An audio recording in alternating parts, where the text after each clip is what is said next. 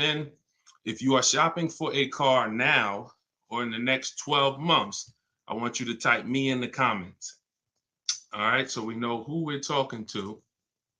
And Instagram. All right, Instagram. I see Instagram log this out again because I switched from the screen. We're just getting used to this. But as you come in, if you are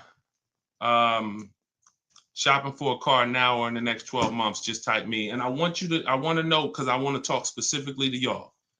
If you're shopping for a car, after that, that's fine. But I want to talk specifically to the people who are shopping now.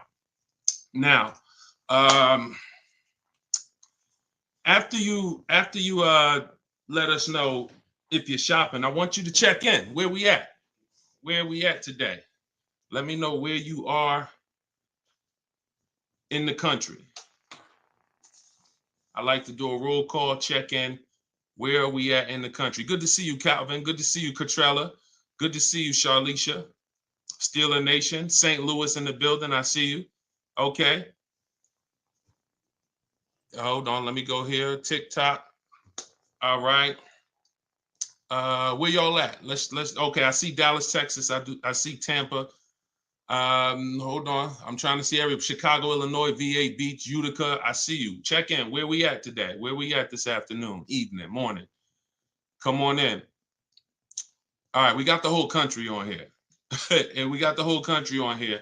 All right. I want to welcome y'all to Car Q&A with me, Deshone the Auto Advisor.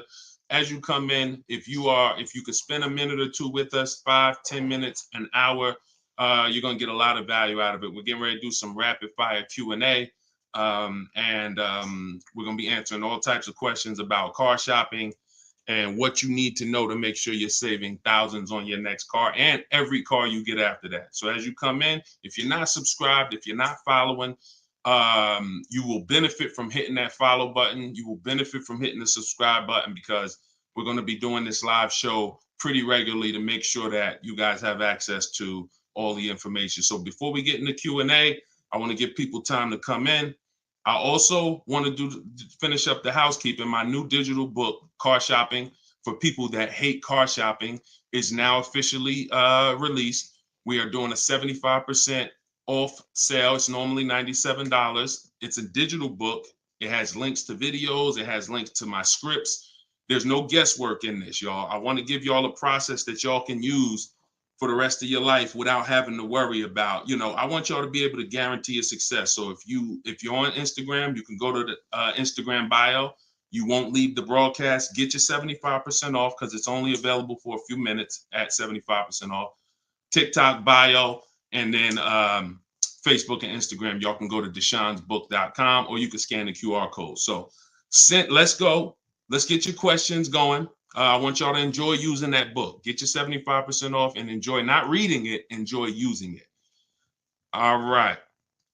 So let me see. Let's start bringing in some comments. Where's our first question? Do I have to get financing? Oh, by the way, in a few minutes, y'all, I'm going to be giving y'all a very, very deep look into a game that's going to help you understand leasing versus buying. So in about 5-10 minutes, we'll start that game, and you're going to love it. You'll never be confused on whether leasing or purchasing is going to save you more money after we play this.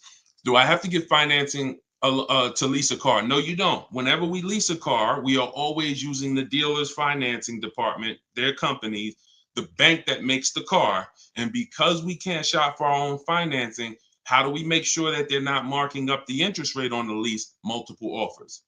There's no way for you to make sure they're not marking up the interest rate on the lease without multiple offers. That is what reveals the true deals when you're shopping for a lease. So there's no interest rate to shop for, but we must protect against interest rate markups with multiple offers, because some dealers will mark up the interest rate and never tell you. They'll just give you the quote, and they're depending on you not shopping their competition to find out that they marked up the interest rate on the lease. All right. So when you get your offers, it's always with multiple offers. Shout out to the sharers. Shout out to everybody who's sharing the broadcast. If this is your first time on a live with me here, just type 1. Type the number 1 if this is your first time on a live. I'm near the end of a 3-year lease. Is it best to buy the vehicle or lease another? It's very rarely best to buy. Very rarely. Shout out to the first time viewers. Good to see y'all. Very rarely, if ever, good to buy your lease. I'm going to tell y'all why. Because when you buy your lease, you're buying a used car. When you buy your lease, you are buying a used car. That's all that's happening. So, being that you are buying a used car, you need to know if would I normally buy a used car versus leasing. And the only way it makes sense to buy your lease out is if you're keeping the car another 8 years. I'm going to tell you why. You've already had the car for 3 years. You've already had the car for 3 years. Most people, when you buy your lease out, you're getting another 5 or 6 year loan for the balance. So you're committing to 8 or 9 years of payments on the same car. This spills into bad lease deals. The reason we don't take 48 months leases on a lease, because we're paying too long on a vehicle that we're giving back. We never want to be tied up long term in a vehicle we're giving back. That's the whole point. Leasing is meant to be 3 years, 39 months, sometimes 2 years, depending on what they're offering, in and out, switching cars very fast, always under warranty, keeping our payments low. Okay. Can y'all light up TikTok with the likes? Can y'all continue to tap the screen on TikTok? I see we got a few hundred people. We got about 400 people on total, all the broadcast. Could you actually hit that share button? Because I promise you, y'all, no one will ever get mad at you for sharing my page with them. I guarantee you that. In fact, my goal is to get them to thank you. Hey, thank you for sharing that. I like that guy's stuff. We try not to waste any time here. What about paying cash? VJ Live said, let me put this question up on the screen. If you're on, make sure you're subscribed on YouTube so y'all can see the whole thing, the presentation, when we share these numbers. We can't do that on Instagram and TikTok. So VJ Live said, what about paying cash? I have about 15,000 and I don't want payments, but they keep trying to push me to 25 grand range so I can have payments. Here's the thing. If you can find a quality car for 15 grand, great. If it's going to force you to buy something that's not, who's heard you always pay cash for a car? If, as you come in, thank you, Godhead. Shout out to the sharers. I see y'all. Who's heard always pay cash for a car? Type me in the comments. If you've heard always pay cash for a car, type me in the comments. I see y'all lighting up. Keep tapping the screen on TikTok. We appreciate it. Y'all lighting up the likes. Y'all can see where we at on the likes in the top left. Who's heard always pay cash? Right? 5150 times heard it. VJ Live said, heard it all my life. Now listen, bunch of Dave Ramsey advice. Now here's the real. Here's what I'm just telling y'all.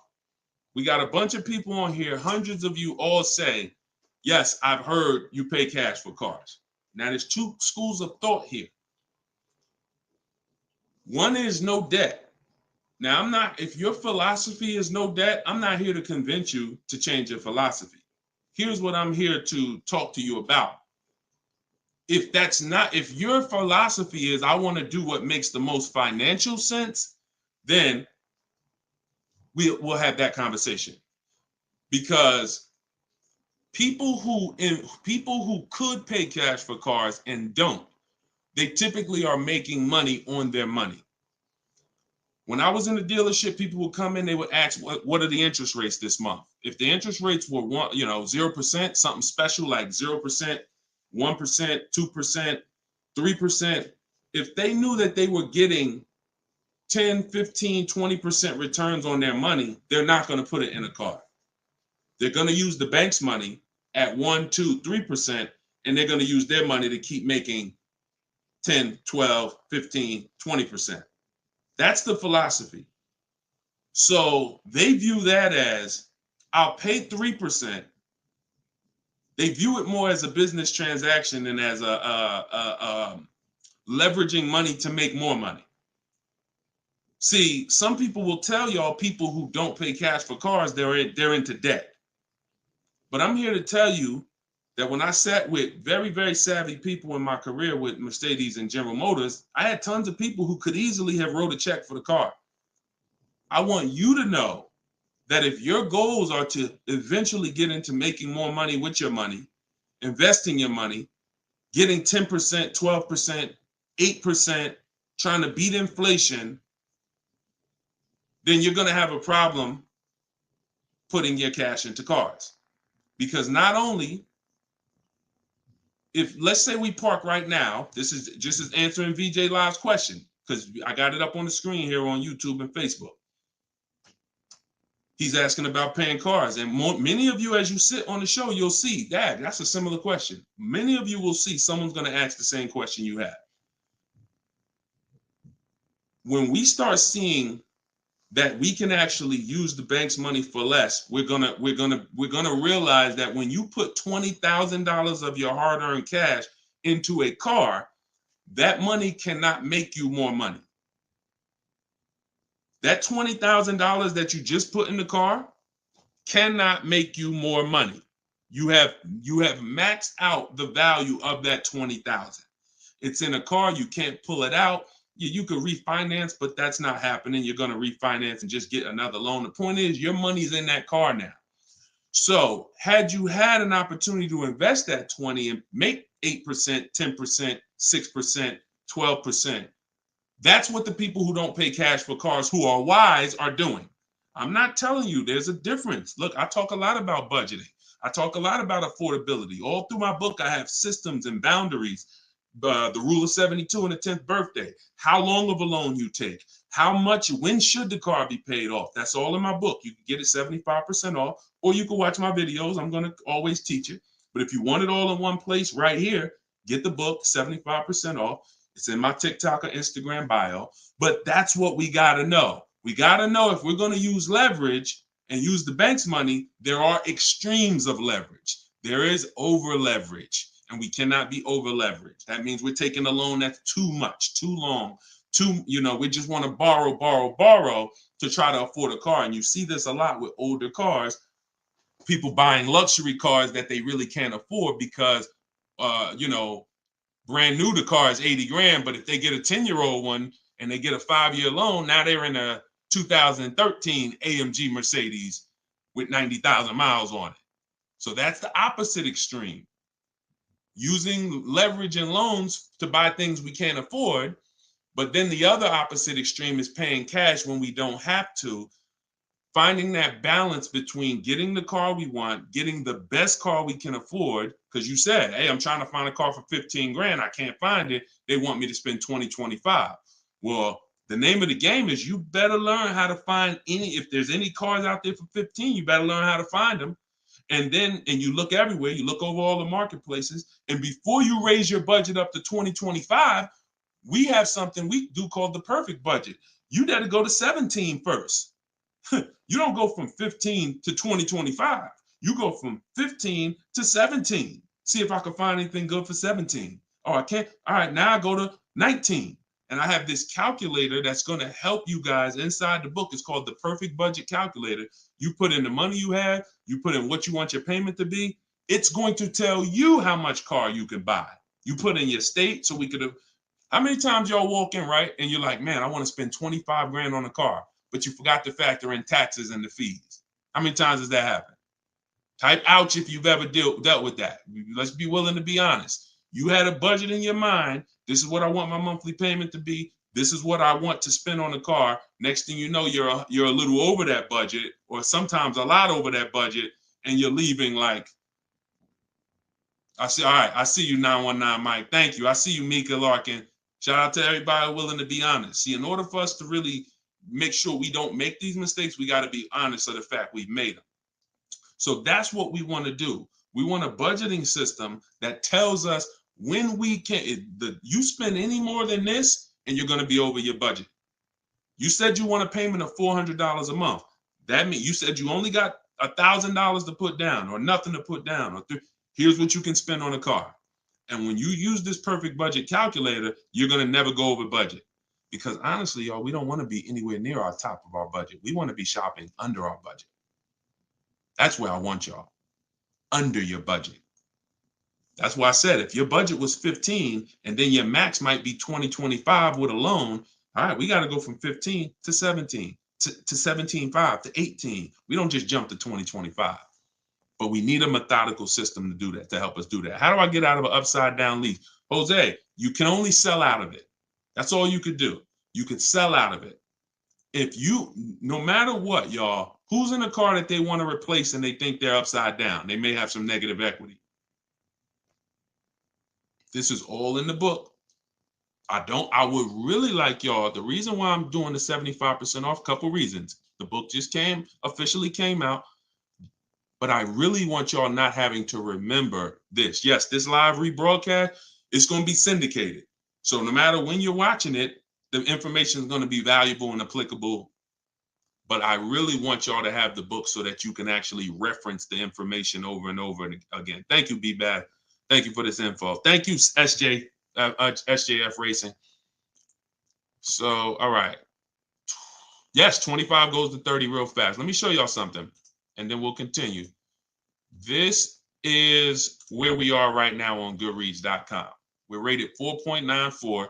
We've already received 27 reviews, 31 ratings, and the book hasn't been out yet. So if you go to Goodreads.com, if you're on YouTube, if you're on Facebook, you can see what I'm posting. But I'm sharing the fact we're already rated 4.94, 31 ratings, and the book hasn't come out yet. So now that it's officially out, I really want y'all to have it. And so make sure you take advantage. Get your 75% off. It's normally $97, but while you're watching here, it's 75% off. Everything I teach is in there in one place, so you don't have to remember it. All right. If you have let's talk to the people who are in an upside down lease or upside down loan. First of all, we don't want to be there. I'm gonna tell y'all why. If you're in an upside down lease, that means you didn't pick your mileage correctly. That means something happened, because with a lease, you have to have predictable miles. You have to know how much you're going to drive roundabout. You got to be able to guesstimate. That's why if you're running a Turo business, when you're trying to rent the car out for, 40,000 miles a year, or you don't know how much it's going to be on that car. Could be 20, could be 40. A lease is not good because you can't predict the mileage. But in normal life, we can predict our mileage very closely. Now, when things happen, let's say you were working at home, and now all of a sudden you are, you're not working from home anymore. Now you got to drive into the office to 20 miles away. Well, that's a lifestyle change. That can lead to you racking up mileage penalties. But here's what we don't want to do. You don't want to buy that car, y'all. I'm going to tell you why. Every time you lease, you have a price that you can buy the car for. Most times it ain't worth that.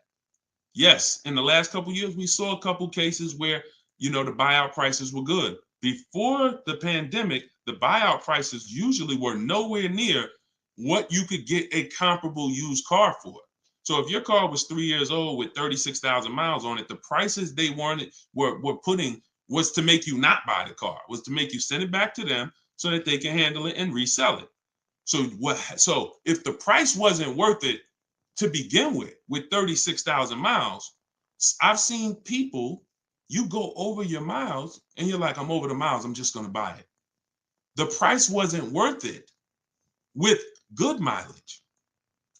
The price wasn't worth, if you had 36,000 miles, that car wasn't worth you buying for the buyout price.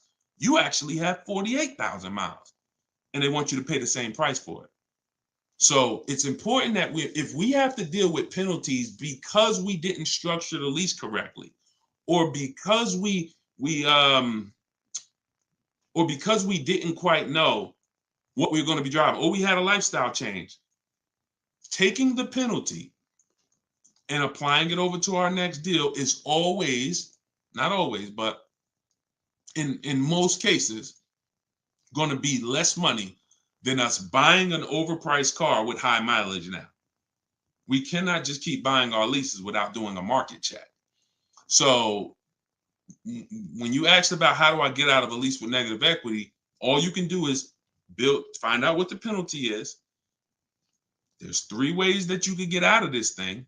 You could either pay the difference.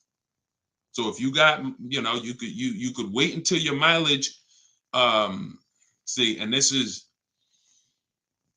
all right. If you have negative equity on a lease, I don't even like to call it negative equity because there's no such thing as negative equity on a lease. There's penalties. That's different.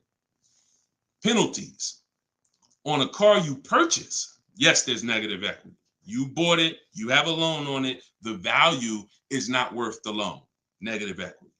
With a lease, we have penalties, over mileage penalties. And now some people say, well, I'm gonna go over mileage, I'm gonna get out of the lease 3 months early. But you don't realize if you get out of the lease early, what do you still have remaining? Payments.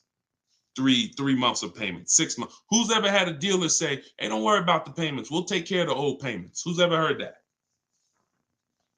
Type me if you've ever had a dealer say to you, don't worry about the old payments, we'll take care of the old payments. Okay, lots of you.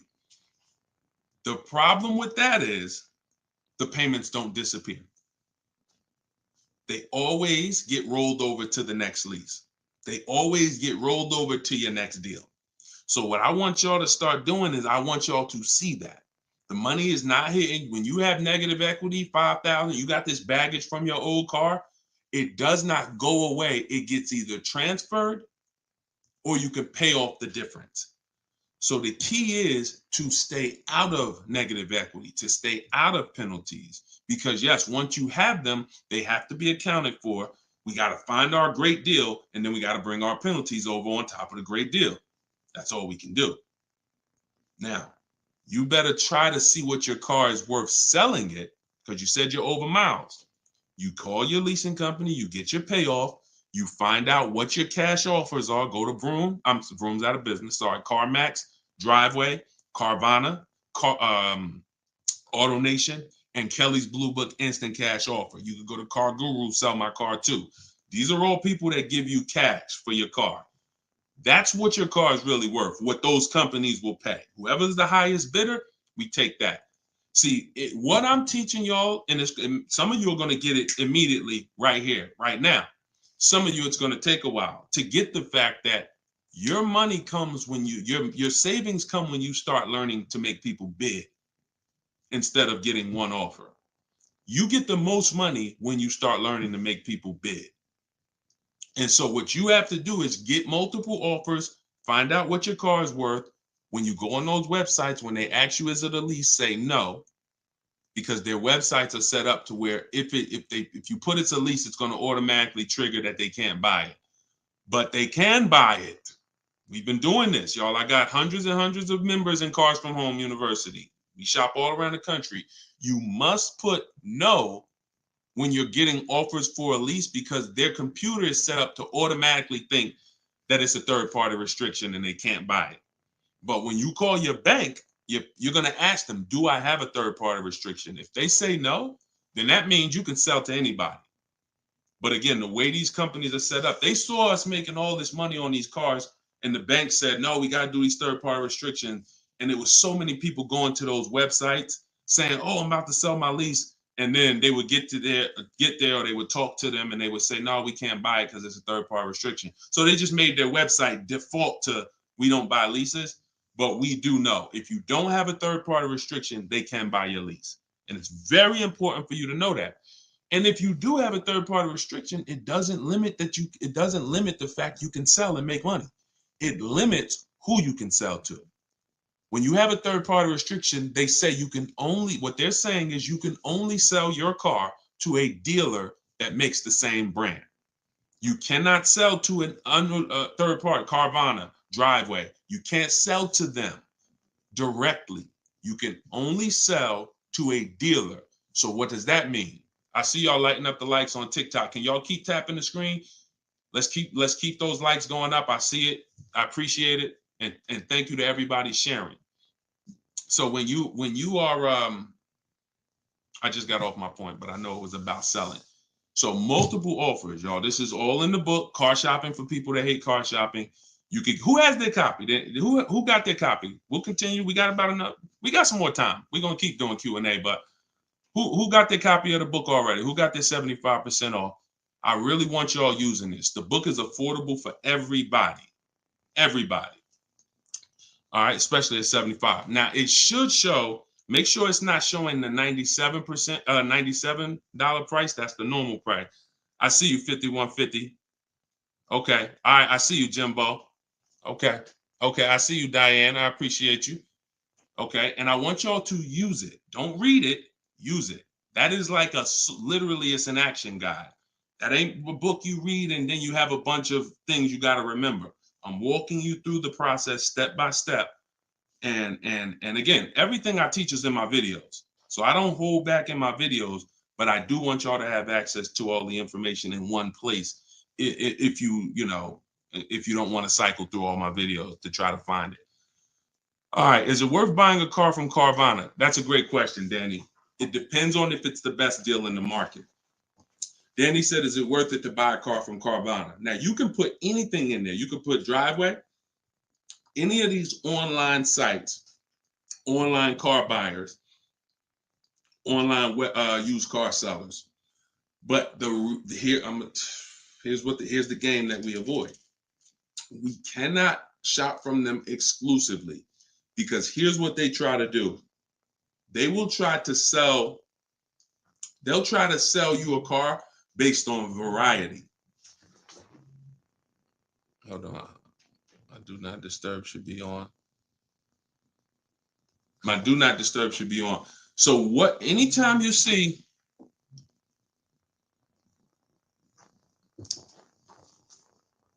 hold on one second. I keep getting a call and I don't know why it always does this. I don't want to lose the people on Instagram. Hold on, Instagram. We got you. All right. We should be back on Instagram now. Okay. So most times, especially when we're selling our cars to these people, you got to realize we sell our cars to Carvana, to Driveway, to all these companies because they pay more than dealers on average. If they're paying more than dealers on average, they're usually not the lowest price. When they're selling the cars, they're usually one of the highest. You can't pay people more than dealers and then turn around and sell for less than dealers. That could be part of the reason why Vroom went out of business. But whenever we shop for a pre-owned car, Carvana is always on the list. Whenever we shop for a pre-owned car, CarMax is always on the list. Driveway is always on the list. Why? Because we shop everywhere there's a used car. You may have been trained to shop local with used cars or to shop I only go to Car Gurus. Then you're missing the stuff that's on cars.com. You're missing the stuff that's on carfax.com. You're missing the stuff that's on Driveway. You're missing the stuff that's on CarMax. So we got it just the same way. If we were buying a baby stroller, we're going to go to Walmart, right? .com. We're going to go to Amazon, right? We're going everywhere, right? That's the same way we got to be when we're shopping for used cars. Carvana is just one marketplace. And unfortunately, there are people who shop from them exclusively because they're like, oh, I just love Carvana. I don't have to go into the dealer. And they don't realize that, one, what I teach you won't be in a dealer more than 30 minutes. And also, if I'm not checking their prices, I'm going to overpay. And I'll literally have I didn't have to go to a dealer, but I got a car in my driveway that I could have got for $5,000 less if I just shopped around the right way. I did just mention Auto Trader. Auto Trader's on our list, Alex. Auto Trader is one of our marketplaces. It's one of the marketplaces we shop on. It's just like a Walmart. It's just like a Amazon.com. Auto Trader is a big one. We definitely don't skip any used car marketplace. Now, we don't use Auto Tempest because Auto Tempest pulls and aggregates some data from other people's websites. They're not their own marketplace, so they can't get all the data. So that's why I don't use them. We just go direct to the marketplaces themselves because no company has the rights to market everyone's product. And so as long as no company has the right to market everyone's products, the only way we're going to see all the product is by being on all the marketplaces. But I'll show you how to do this quick.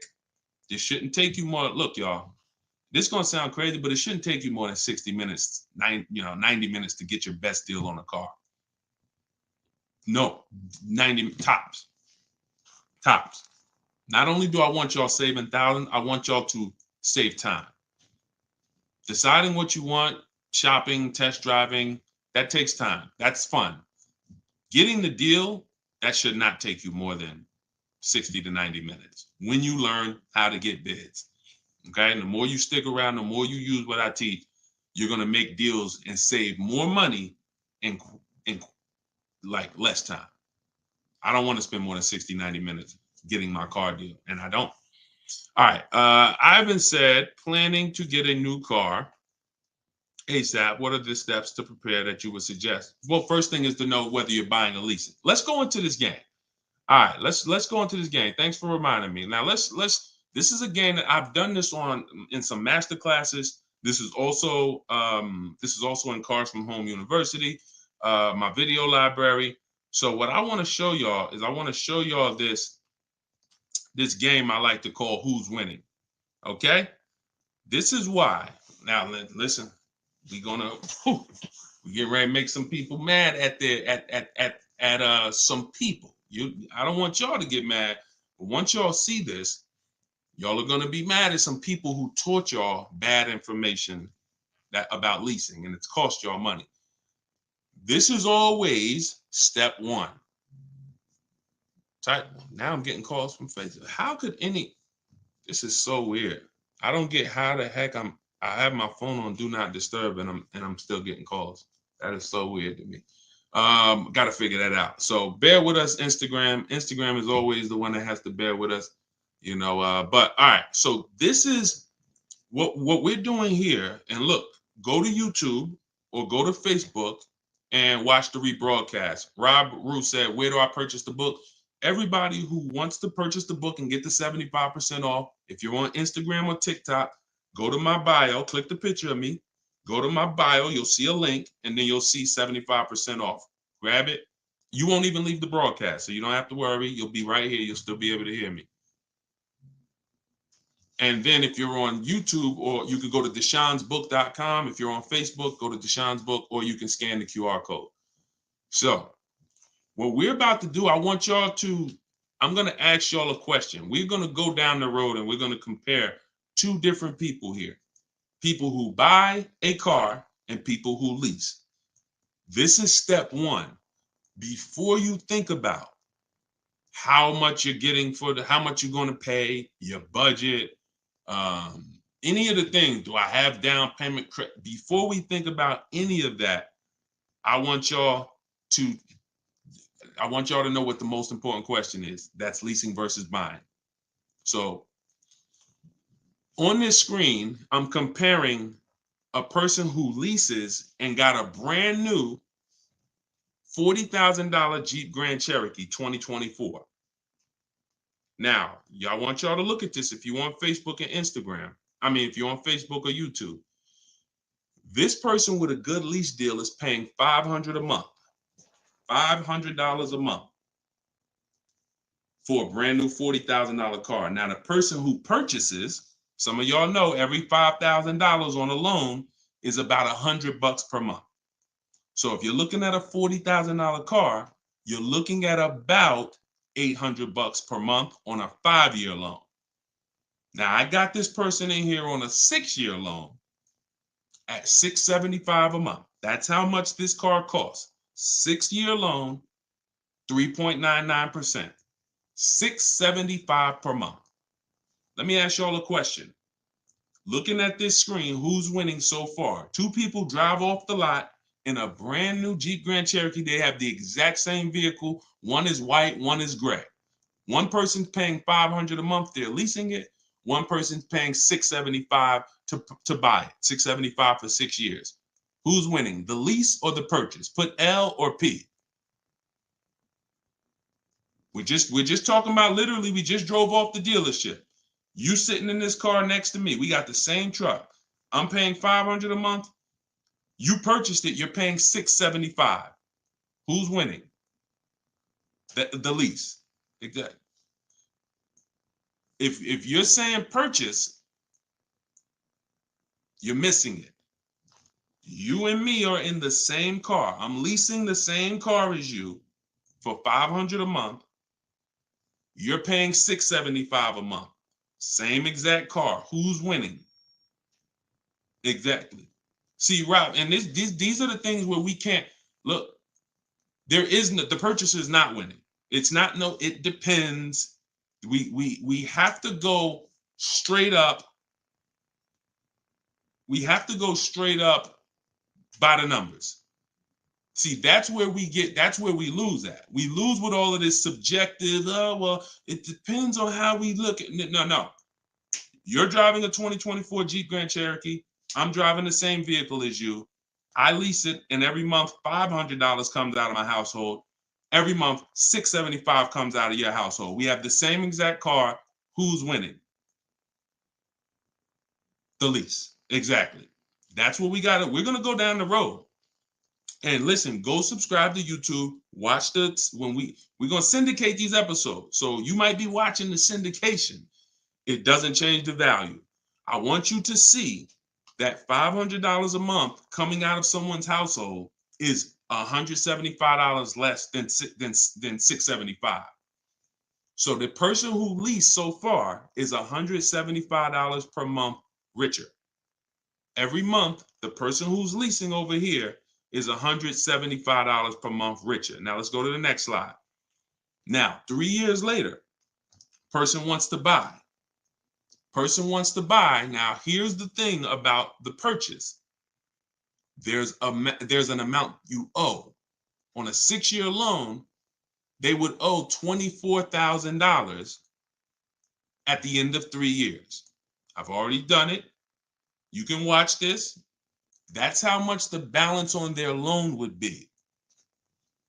It would be $23,400. So that's the amount they need to break even on the car. Now, mind you, they've already spent $175 per month more than the person who leased. So they're $6,300 poorer. You can see they're $6,300 poorer. See, I want y'all to see that everything that you're doing when you're not leasing is trying to catch up to the person who got a great lease deal. Everything from the moment you purchase, you're putting so much money out into the car compared to the people who get great lease deals that now your only goal is to catch up to them. This is why this is step one right here. Go to YouTube, watch it on YouTube so you can get the whole view. So 675, 500. Now, this vehicle, y'all, is 40,000 brand new. What is a 3-year-old vehicle worth? If it was 40,000 brand new, what is it worth after 3 years? 40,000 is a fair estimate 24,000? I tried to look at what I believe a fair estimate is for a 3-year-old vehicle resale value. If we purchase a vehicle for 40,000 in 3 years, when we go to trade it, 36,000 miles, is it fair that vehicle, a fair estimate is about $24,000? You're not getting 28. Let's be honest here. We're not buying a vehicle for 40, coming back and get 28 3 years later. So here's the problem. When we get 20, you're not getting 28. And don't let the last 2-3 years of having high resale values confuse y'all. Don't do that. You will destroy yourself. You don't want to. There is no class, Solomon. There is no class. This is the class. Just tune in and lock in. Like, this is serious financial education that is going to be simple if you just focus on it. If you buy a vehicle for 40, the average that you're going to see that vehicle when you go trade it in is you get about 24 on. That is going to be a good cash resale value. And that's what happens to most people. And as you can see, they still owe, if your vehicle's only worth 23,400, I mean, if your vehicle's only worth 24, but you owe 23,400, you're breaking even. This is nothing. Like, I've already spent so much more than the person leasing. And now when I go to trade my car in, I'm not even able to get enough money to catch up to them. I'm not able to I'm $6,300 behind the person who leased when you purchase, and I'd have to get all that money back to make it worth it to have bought. That's why, y'all, when you buy your cars and trade in, you notice how much you always worry about how much you're going to get for the car. Y'all notice that if you're a person and you buy your cars and you keep them 2, 3, 4, 5, 6 years, you notice how you're always worried about, man, that's all you're giving me for my car? That's all you're giving me? Nah, you got to give me more than that. You know who doesn't worry about that? Keepers. Anybody in here who buys a car, keeps it till the wheels fall off, you never worry about what the car is worth, right? Because you're using all that value. That's what we do when we purchase.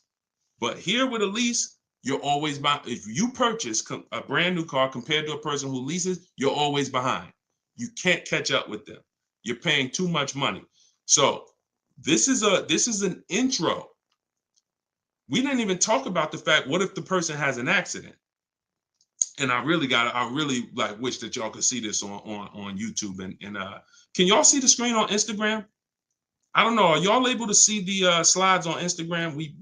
I don't know what view y'all have on Instagram, but we're not talking about if the person has an accident. If the person has an accident in the car that they own, you lose two grand of your value. So the buyer is always behind. Now we can go down the road. When we go down the road, you'll see that eventually the person starts catching up, but it's only after 8 years. You can't catch up to somebody who's paying $175 a month less than you to drive the same car as you. That money just keeps adding up. And we were taught that we're supposed to purchase, but only if you're long term. That is when you purchase. 8 years, nothing more. All right, so I got to see how I'll probably try to do this and go deeper when I can get some. It's hard to do it because they can't, everybody can't see it. So just watch the replay of it, and you'll be able to see it. But this is the difference, y'all. Queen Mama said, "I'm a keeper and I need to break. I need a break from car payment." See, but let me ask you. Can I ask y'all a real question? Why are car payments the only payments we need a break from? Let me ask y'all a very real question, because car payments we need a break from, but we're okay with cell phone payments.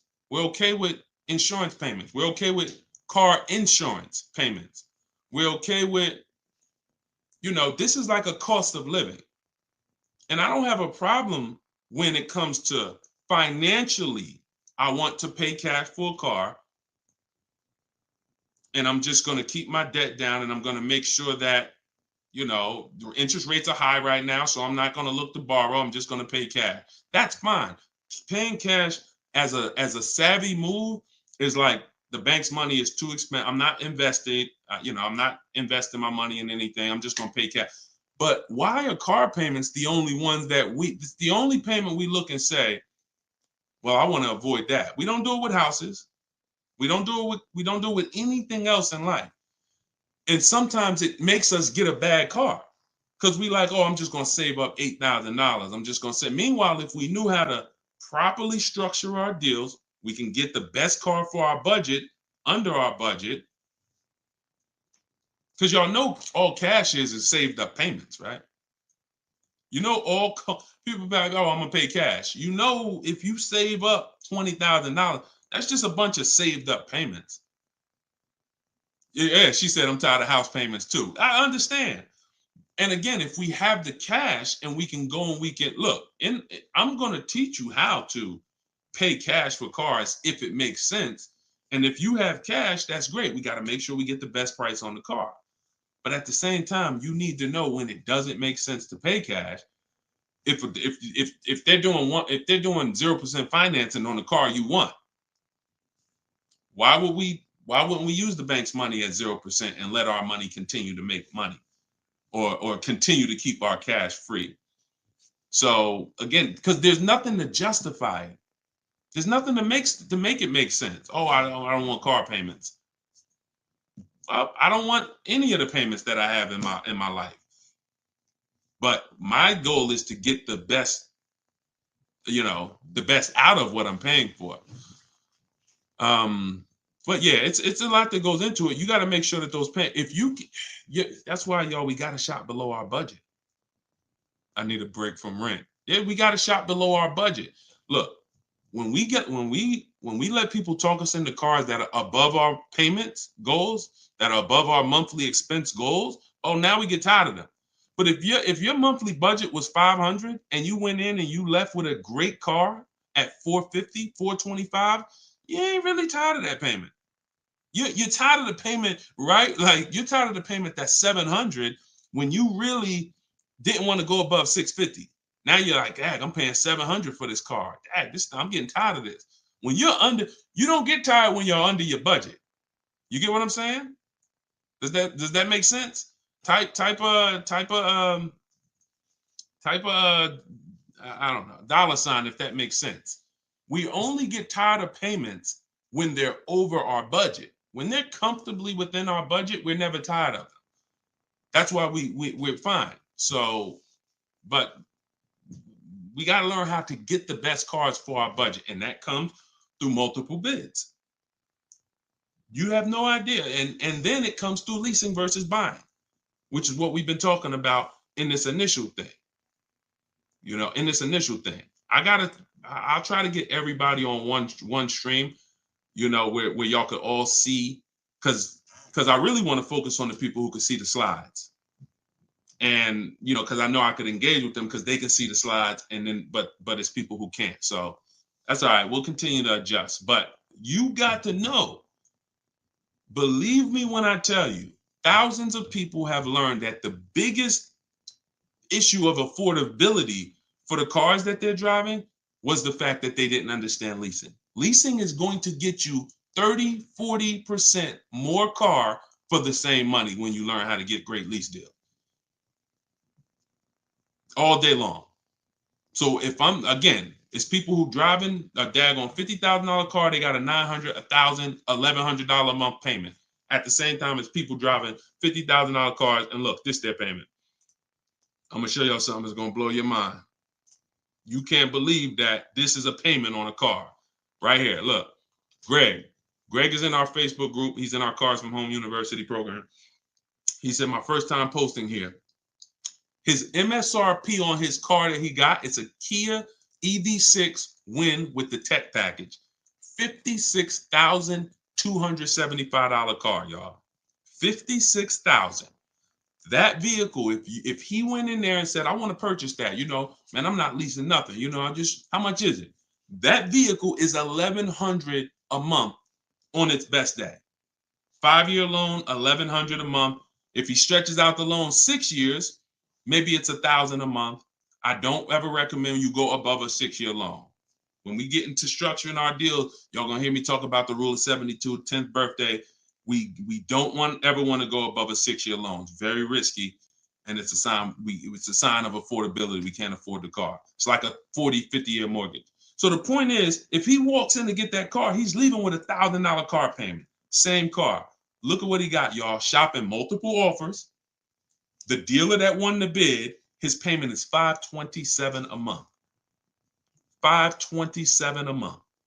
He gave him first month's payment, and he drove off. He said no other dealer came close. Some people may have shopped that car and said, Deshone, I was shopping a lease for that car. They was telling me it's $800 a month. Absolutely. That's normal, because the overpriced dealers that we don't buy from are going to take their shots. But in order for us to see that, wait, this car is not really $800. The best deal on this car is $527. We have to shop multiple offers. Now, it's not always going to be that dramatic, but I promise y'all, when y'all shop multiple offers, it's going to blow your mind. The best deal to the worst deal is going to be $3,000 to $5,000 different. And you're going to see that some of the dealers that you've trusted the most, that you've been buying from, maybe your family been buying cars from them, some of them may be the ones to take the biggest shot at you. So you have to shop multiple offers. But y'all see how there's no comparison to that deal Greg just got? $527 a month. Another person's driving the exact same vehicle paying $900. This is how, when y'all see these videos of that, people average car payment is $1,000. How? Because they don't understand leasing. They don't understand leasing. Once you understand leasing, you'll understand how these people are getting jammed up and how you may have gotten jammed up in a high car payment for a car that you might feel like, oh, I'm paying way too much money for this car. And then the opposite side is, if we are purchasing, we have to make sure we are getting the best price for the car and we are getting the best interest rate we can get. Does he lease to buy? No, we don't do lease to buys. We don't mix the two. Leasing is its own benefit. That's a great question. Great question. Let me put the banner back up for those of you who want to get the book. See, if you don't want to have to remember all of this, grab your book. My new book is called Car Shopping for People That Hate Car Shopping. It's digital, so you could download it, be literally using it in 2 minutes, and just go to deshonsbook.com. It's 75% off for our launch, and you can get your copy. If you're on Facebook or if you're on Instagram or TikTok, you could go right to my bio. Click the link in my bio, get your copy while it's 75% off. Price goes back up to $97, I think, after 30 minutes. All right, so your payment is over $1,100 now, and look, that means your loan is probably somewhere around 60 grand or more. Depends on how much it depends on what your term was. So if your payment was $1,100 a month, on a 5-year term, that's a $60,000 loan. That's about a $5,500 loan on a 5-year term. So you want to look at other ways to acquire that car. Is there a way that I could have been in this car for less money? Now, watch this, Gigawear, because he's being honest. My payments is $1,100. If you are buying that car and your intention is to keep it, and that means your intention is to keep it for 8+ years, you're going to pay off that car, and then you're going to just, start to catch once you don't have a car payment, you can start to catch up to the person who leased, because the person who leases is always going to have a payment. That's the downside about leasing. There is no opportunity for you to pay off the car, and you don't want to. Again, it's not like when you're not keeping cars long enough, you're getting great lease deals. The goal is not to pay off the car. The goal is to drive the most car I can for the least amount of money. That's the goal with a lease. The goal with a purchase is to now pay off the car and start to now keep the car long enough for the depreciation to cool off. Depreciation is the value that it loses every year. Thank you, Becky. Good to see you as well. Long time. Great to see you. So depreciation is the value the car loses every year. When you buy a brand new car, you lose 20% the first year. Then you lose 15%. Then you lose 15%. Then you lose 12%. Then you lose 10%. And as you keep the car longer, it gets to a point where you're only losing 5% or so a year. But you must keep that car long enough to get to that point. And what many of you have been taught to do, you may have been taught to, man, I buy my cars and then I'm replacing them in 3 years. I'm replacing them in 5 years. Now I'm replacing my cars when they're losing the most value. That's not when you want to replace a car. You now bought the car, it's losing value like crazy for the first 6-7 years. Now, perfect. It's going to cool off now. It's paid off now. Now I can start to recoup some of all that money that I put into that car. But most people don't do that. You may have been taught, I just go and get another car and I start the process all over again. So not only are you never getting to benefit, not only are you always having a payment anyway, you're not getting the benefit from all the money that you're putting into these cars. You're never allowing the depreciation to cool off to where you got no car payment and you just got a car out there and you can stack some of this money up. It just happens all the time. It's an issue of not understanding leasing. Leasing is for short-term people less than 8 years. Purchasing is for long-term people more than 8 years. And don't worry, we'll continue to go deep on this. All in the book. So anyway, anybody who wants to really know this and have it all in one place so they can use it, if you're shopping for a car now or in the next 12 months, you need this stuff right now. You know, I got tons of videos all over all my Facebook pages. But if you want all the information in one spot, get your book at 75% off. Just make sure that it's not showing the $97 price. Whenever you click to the website, make sure it's showing the 75% off price. So you can purchase off the bank loan. I don't know what you mean by that, Skinner. Is it smart to lease and then buy it out? No, see, and again, that's a very common question. Yo, what's the benefit of that? I mean, somewhere along the lines, we heard about leasing to buy. We don't want to, you're only leasing because you don't want to buy the car. You're buying the car because you want to keep it and take care of it for the long run. I see you, Dr. Coop. Congratulations. She said, I got the book. Enjoy it. Use it. Don't read it. Use it. And, I really can't wait to hear your success story. There's no reason. Look, when I'm going into a lease, and you got to have this in your tool belt. Some of you, your children are not going to keep a car 8 years. You're going to need to set them up to get a great lease. Yeah, you might be a person who like Deshone. I just buy my car, man, I keep it 10 years. If that's you, type K for keeper. Most times, if you buy your car, you keep them 10 years, type K in the comments for keeper. Thanks, Ambi. Said keep killing it. Appreciate you. If you are, the book is called Car Shopping for People That Hate Car Shopping. It's in my TikTok bio and it's in my Instagram bio. But I think you only got, it's 30 minutes. You could get it for 75% off. While everybody is on, you could get it 75% off. Okay, so keepers, you are not, you're not worried. That's when you buy. When I'm going into lease, I'm not thinking about keeping. We don't want to mix the two. Leasing is, I'm going to get a great lease deal where I drive a brand new car for pennies compared to purchasing. Or for a small percentage compared to purchasing. That is a lease. My goal is not to buy the car. It's not to buy the car. You see, when we keep, we win. When we lease, we win, as long as we're getting good deals. But it's people who are mixing the two, and that might be you, and that's where we lose. We buy, and then we trade. We buy, and then we sell it in 2 years, 3 years, 4 years. We tired of it. Oh, I'm gonna go switch out of this. That's mixing. The other one is you lease, and then you purchase the lease. So you lease your vehicle, and then you go buy it at the end. That is mixing.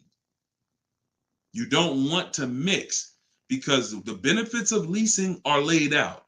The benefits of purchasing are laid out. Very clear, separate benefits. When you mix the two strategies, you lose the benefits. And again, most people who would tell you they bought their lease, they're buying it with a 5 or 6 year loan when they've already been paying 3 years to lease it. The lease is 3 years. The loan is 5 years. That's 8 years. And I'm going to tell y'all how this happened. How I figured out this was so bad, I'm going to be honest with y'all. I was in the dealership one day. Somebody comes in. They're like, hey, I want to replace my car. So I go out and I look at the car. I ask them what they owe. No, I don't think I asked them what they owe. They come to the dealership. They say, yeah, I got a car out there. I want to trade it in for a new car. And I'm like, okay, that's pretty normal. Let's take a look. Here's what happens. I say, what year is it? And they'll say, well, it's a 2018. I'm just using like a real example. Like they say, oh, it's a 2018. Now I'll ask them, how long have you had it? And they'll say, well, I bought it brand new. So I've had it 5 years, 6 years. Now, follow me, y'all. Everybody on here, I want your opinion on this. Person comes up and says they've had a car for 6 years. They bought it brand new. They've been paying on that car for 6 years. Don't you think that car should be paid off by now or almost paid off? Yes or yes. Type Y if you understand. Person bought it 6 years ago. You go out and I'm like, okay, mister, how long have you had it? They're like, I've had it for 6 years. So I'm like, okay, perfect. Everybody's saying yes. So this is what I'm thinking. This is how I found out buying your lease was a bad idea for most people, if not all. So I go and I say, okay, great. I see you're here trading. Now, in my mind, I'm already trained to talk to him about leasing because, thank you, Brent. I know you're here trading this car in 6 years. I want to show you what leasing looks like, and you're going to love that a lot better. You're not going to need this down payment. I'm going to be able to give you a check back for this equity in this car you got here. It's going to be all good. And I've helped some people do that. They come in and I show them the lease, and I'm like, you know, you keep just trading your cars, but if you lease, here's what, boom, that you could do. And then I'll give you this, you know, you get a big check back for your balance of your old car, all of that. So this is when it works, it's beautiful. But when it doesn't work, this is what it looks like. I'm like, I run in and I'm like, okay, your car is worth about $15,000. Instagram just logged me out. Instagram just logged me out of nowhere. I don't know what happened. Let's see if I could go back. All right. So now when it doesn't work, so I go out and I find, you know, the used car manager may tell me this car is worth $15,000, and I'm like, okay, perfect. It's probably paid off. Great. He's gonna get like a check back for like almost all that, and then he's gonna have a low payment. He's gonna love it. So I find out when I call the bank, I say how much you owe. He says, well, I don't really know. I call the bank. I'm like, okay, I'm calling for Mr. Jones' payoff on his, you know, such and such car. And the bank says, okay, yes, the payoff is $15,000. I'm like, wait, 15,000? How could he still owe 15,000? This doesn't make sense. I look at him and I say, the bank is saying you still owe 15,000 on the car. And I'm like, he's like, yeah, okay, yeah, I didn't know how much I had owed. I said, wait a minute. Didn't you tell me that you had this car since it was new? Yeah, and you told me you had it for 6 years? Yeah. How do you still owe? And he said, oh, I leased it first, though. What I did was I leased it for 3 years, and then I had bought it at the end. And I'm like, there we go. That's the problem. You leased it for 3 years. Most people, when they're buying their lease, they're going to put a 6-year loan on it, which means 6 years later, from the day you bought it, from the day you originally leased it, 6 years later, you've been making payments and you still have 2 more years of payments left. That's actually, I'm wrong. That's 9, 3 years of payments left. Happens all the time. So I literally, y'all, smart people on here, you'd never take a 9-year loan, right? Type never. You never take a 9-year loan. If you're enjoying, please subscribe to the YouTube channel. If you're not subscribed already, we still got probably 400 or 500 people on here throughout all the platforms. If you, whatever platform you're on, make sure you're following us, because this is the stuff we do. You would never, right? You would never take a 9-year loan. But the same adamant, we're adamant we'd never take a 9-year loan. We got to see every single time. Thank you so much. I appreciate the gifts on TikTok and all the platforms. We got to take every time we hear about buying our lease out, unless we're going to pay cash for it, which is another discussion. But most people are not. They're going to take a 5 or 6 year loan out. So as soon as you hear lease to buy, as soon as you think lease to buy, I want you to think 8 or 9 years of payments on the same car. That's why it's a bad idea. That's why it's a horrible idea. Okay. Now, if you are comparing, we had somebody in our group yesterday who was asking about buying his lease out because he's going to give the car to his parents and because they're going to keep it long term. And the value of the car compared to the value of a similar used car is a great deal. That's different. Buy it. Because all you're doing when you're buying your lease is you're buying a used car. It's your car. I used to help people buy their lease. Hey, they come out of the office. We switch the plates because we got to re-register the car. And I'm like, okay, so how was it? Now, they just signed up for a 5-year loan, 6-year loan on a car that they've already been in for 3 years. They're not really excited about it. You know, I've had the car for 3 years. At least when you go buy a used car, you're excited about it. You're excited. Oh, nice. It's new to me. But when you buy your lease out, you're not really excited. Thank you, man. Y'all going crazy with these gifts and everything. I appreciate it. So these are the things, like what I want y'all to have, as long as you stick with me and you learn what I teach, you're going to have clear boundaries that you operate in that always protect you. That's the name of the game. There's clear things I do. There's clear things I don't do. I know I have rules. I have boundaries. And what I want y'all to get familiar with is the 8-year rule. The 8-year rule is the first rule. It says if you're not keeping your car 8 years, you should not be buying it. You can't outlive the depreciation. You cannot outlive the depreciation compared to someone who purchases. Now,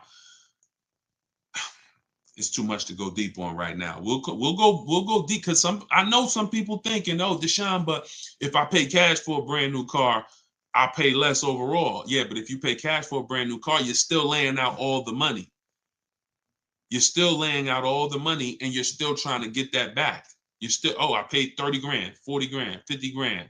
Do you understand that a person who leases that same car, what would you rather be? Big dog who thinks you're big dog because you're going to write a $50,000 check, or a person who comes in and says, I'm going to get that car for $500 a month. Do I want 50 grand coming out of my bank account going into a car, or do I want $500 every month?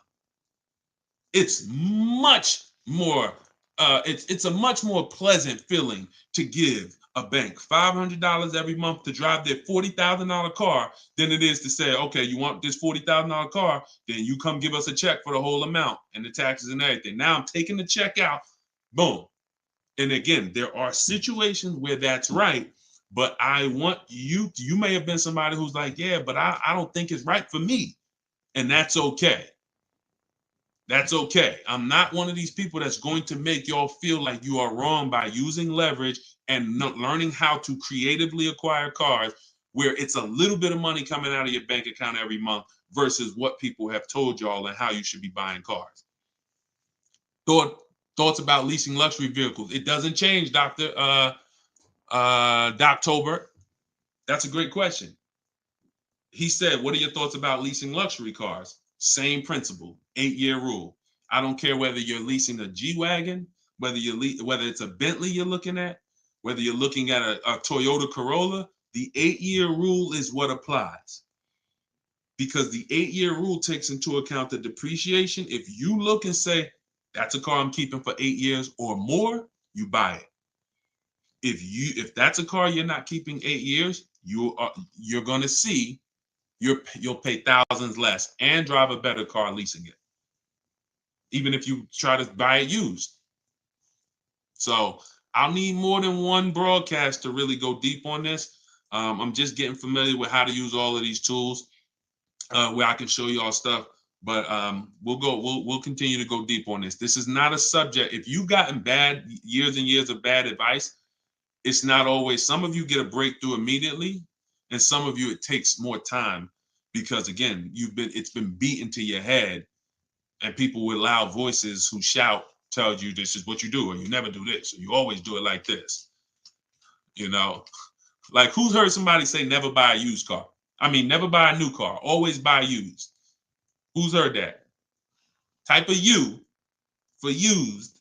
If you were taught you always get a used car, you should never get a new car. Who's taught that? And we got a couple more minutes. We'll stay on. We'll do some more questions. As long as y'all continue to share the broadcast and continue to stay tuned in, I see we still got hundreds of people on. Then we'll continue. All right, now let me tell y'all how. See. You either have to teach something that works for everybody, or what you teach will mess people up. If somebody says to y'all, every single one of you should be buying used cars, because that's what they'll say. Never buy a new car. Everybody on here should be buying a used car. So that means you think everybody in the country should be buying used cars, right? Yeah, absolutely. Nobody should buy a new car. Nobody in this whole country should buy a new car. Like, no, always buy a used car. Okay, perfect. So let's just say if you had your wish, everybody in the country will be buying used cars, right? Because that'd be better for them, right? Yes, if I had my wish, everybody would be buying used cars. Then here's my question. How do they become used cars then? How do they become used cars if everyone is buying used cars? I want y'all to think about this. If you had your wish, you could snap your finger, Mr. Financial Advisor, whatever you teach. How could everyone buy used cars?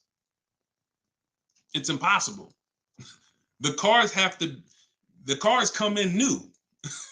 They don't just, so if everybody was buying used cars, what's happening to the new cars? They're just sitting there. And then, so that's not a practical solution. How do we acquire? Who should be buying brand new cars? People who are going to lease them, and people who are buying new cars, who want to purchase, keep long term, and you could afford new. That's only if some people say, Deshone, I want to buy. I'm not leasing, I want to buy. I keep my car, but should I buy new or pre-owned? That depends on budget. That depends on, unless you want one specific from a year, sometimes it'd be like, oh, I want this special year. But if it's a case of, you know what, I can afford both. Should I buy new? Should I buy pre-owned? That's a matter of budget and preference. If I could afford a new one and I can keep it long enough to outlive the depreciation, then I'll buy new. But if I can't afford to get a quality vehicle for my budget, then I'll buy pre-owned.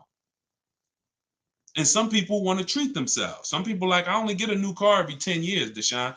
I'm going to get something new. That's fine. That's fine. As long as it's long term, because time heals all wounds. We killing the likes on TikTok too. I appreciate everybody tapping the screen. Y'all still running the likes up. Appreciate it.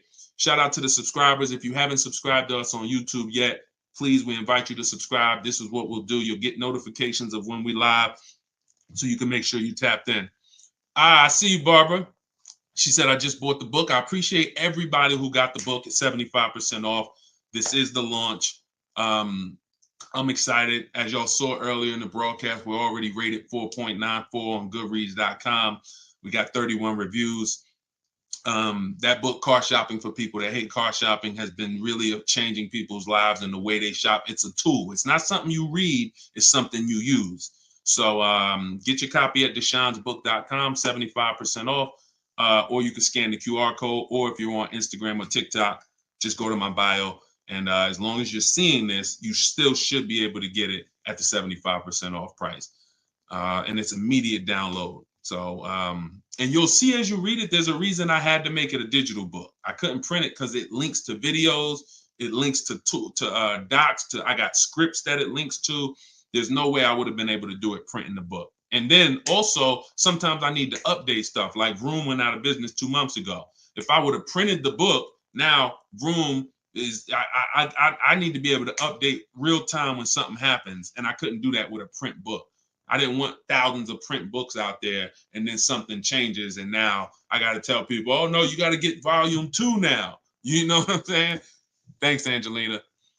All right, so Dr. Coop says, I have a paid off Toyota. I don't want to trade it. Should I have a down payment?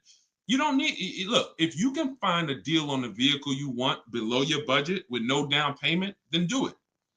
You said you have a paid off Toyota. You don't want to trade it in. Now, here's what I ask people. You put the vehicle to use, because if you're going to go and get another vehicle, then you're going to be paying for that vehicle.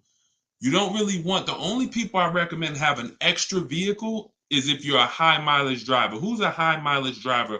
You're driving over 20,000 miles a year. Over 20,000 a year, type HM for high mileage. These are the only people that it benefits you having a paid off car like this. So sometimes it's worth it to buy your car, pay off the first car. And here's what I like. All right, so we got a lot of high mileage drivers watching right now. So I have a strategy in the book, and what you'll hear me talk about is really 2 routes for high mileage drivers, so that y'all can stop having all this negative equity when you come in to replace your vehicles.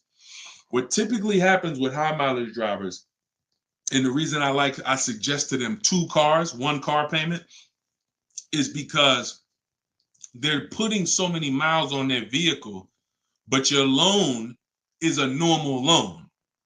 Your loan is a 5-year loan or a 6-year loan.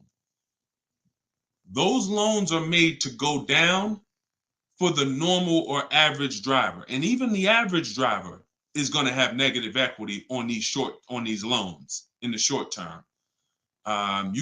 So when you are destroying the value of your car because you're putting 20,000, 30,000 miles a year on it, it's going from being worth 20 grand one year to now it's worth 12 grand the next year because you put 30,000. You're destroying the value of it, but the loan that's attached to it is not moving. This is the indicator that the loan and the purchase price or the value of the asset is totally unrelated. They're unrelated. They don't matter. That's why you have to make sure you get a good price on the asset. You can't just pay attention to what is my loan doing, because your loan doesn't tell you what you're really in the car for. So check it out. You now are putting all this mileage on your car. You come in 4 years and you're like, hey, you know what? Car got 200,000 miles on it now. Let me go ahead and trade this thing in. Problem is 200,000 miles. You still got 2 years left on the loan. You still owe 15 grand. You still owe 12,000. You still owe 20,000. And you are now seriously hurting your value, your next deal, because all that baggage you got to come to this next deal. The solution to stay out of that is to make sure that you are having either, I teach either 2 routes. Well, the third is really just be a long-term person.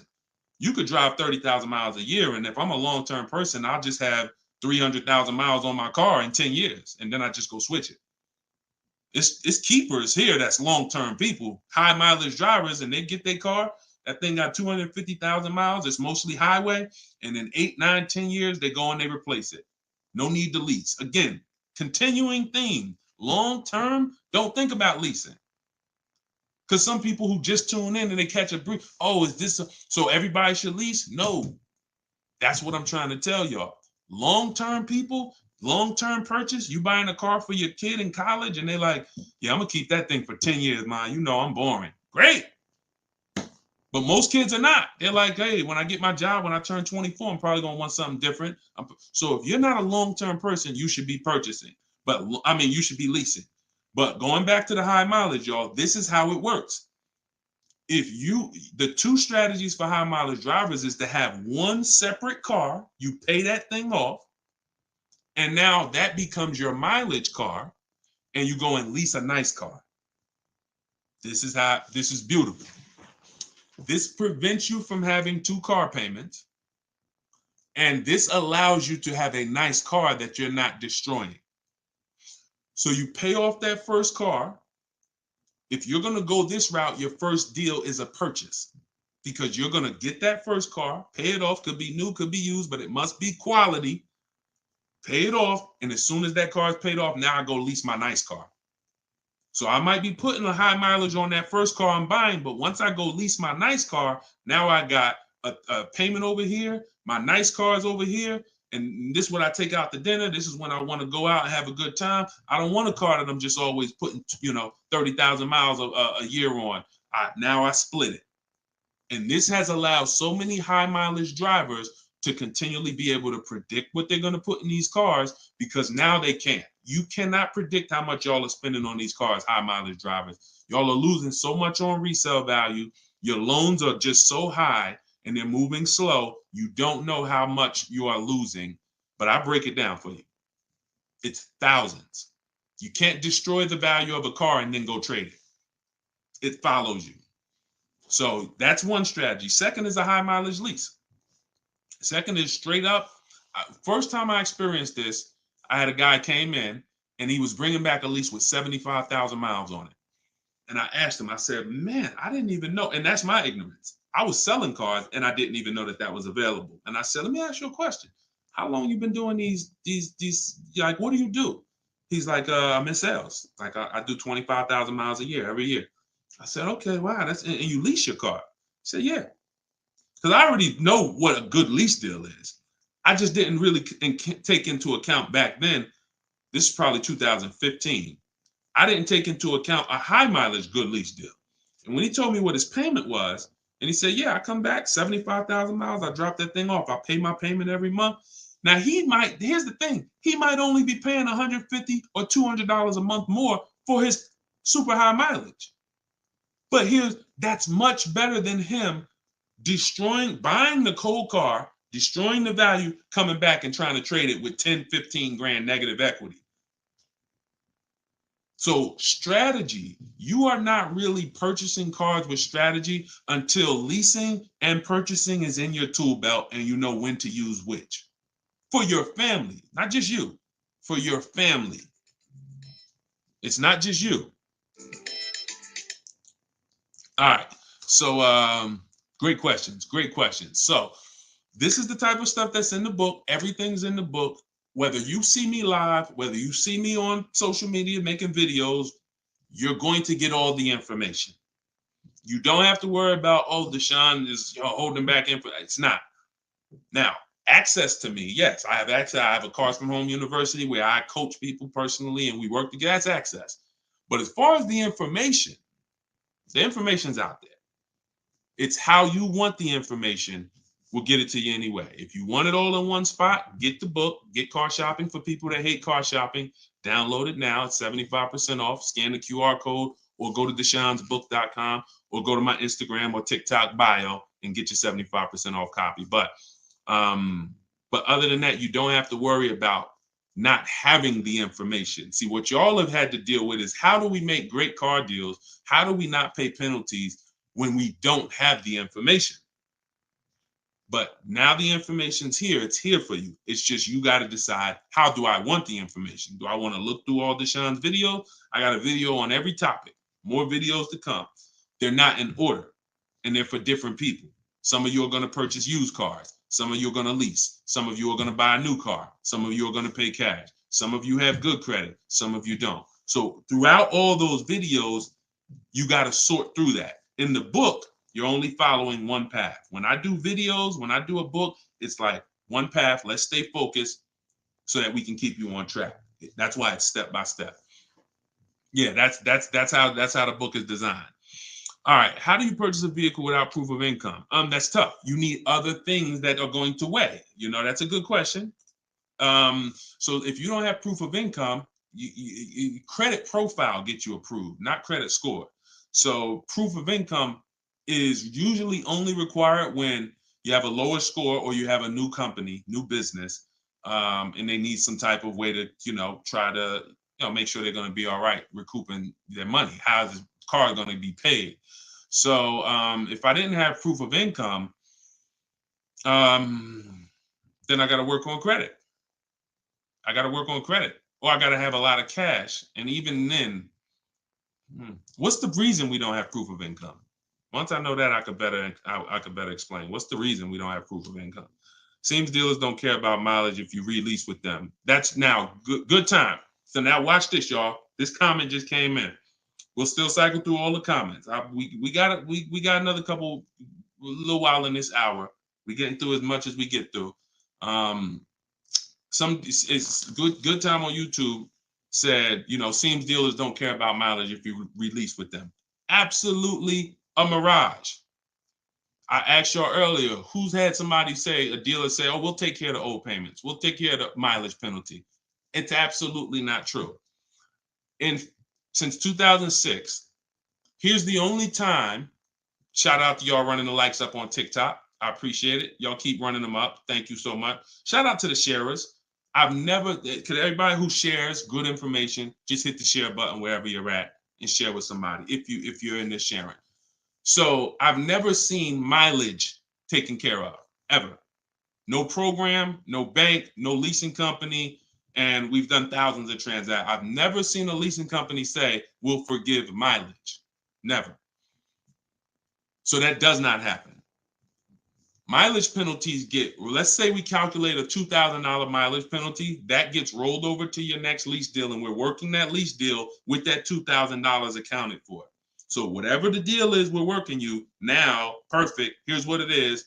Make sure that $2,000 penalty is in there. You pay for that. Now, in some cases, very rare, there's loyalty programs where they waive some payments.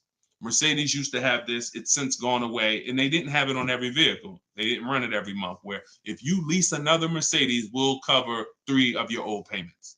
So you could get out 3 months early, no penalty, but it had to be waived. Since I got into the business, I've heard dozens of people sitting around me say, we are going to be waiving those, but we're going to be taking care of those payments. Mm-mm. Are you waiving the payments? Oh, what do you mean by that? Are you waiving the payments? See that, and we when you ask them that question, I don't want you to even go in looking to get out early. I'd rather you know what your deal is, so you can shop from home the way I teach, where no one has to reveal that information to you. No one is. If you got the right strategy, you're never putting yourself in a position where someone can lie to you without you knowing it. So if you go in the old way and you go into one dealer and say, hey, I'm looking to get my, new lease and I got like penalties, and they'll say, okay, we'll take care of it. That's putting yourself in position to be lied to. Oh, we took care of that. We built in the payment. Yeah, all the payments are taken care of. This is your new payment. Mm-mm. When we shop, when we take control of our deal, that's not something someone's telling us. That's something we already know. Because when we're over on mileage, we always want to see how much can we sell the car for. I was over mileage on my Jeep, sold it, still made money. Still made money. There's plenty of people who go over on their mileage and can still sell their lease and make a lot of money. Even if they break even, they avoid the penalty. So first is always to do our equity assessment and see how much we can sell the car for. And if we can sell it, we avoid the penalty. And then we're choosing payments. Do we get out early? Do we make the payment? You see, when getting out of your lease early, unless you sell the vehicle, y'all, you can't get out of your lease early. You're breaking a contract. So I don't want y'all I don't want y'all using language or comfortable with language that cost you money, because you've heard people say this for years. Oh, I'm just going to get out of this. No, you're going to get out of it and you're going to pay penalties for that. So because they've taught us, or you've been taught, oh, you can get out, no problem. You call the dealership, hey, you know what, y'all? I bought so many cars from y'all. I know I'm supposed to keep this lease for how many years? It's supposed to be 3 years, Mrs. Johnson. Okay, yeah, but I think I'm ready for something new already. All right, well, when can you come in, Miss Johnson? See, they're never going to say, just so you know, Miss Johnson, if you break the lease, the penalty is going to be, pretty significant, because you contracted for 3 years and now you're getting out. So we're going to have to roll over probably about $3,000 or $4,000 or $5,000 to your new lease. So no, they'll just come in, get you in, and all right, here's your new payment, Miss Johnson. You don't realize that I'm paying $100 more for this car than I could have been paying if I just waited.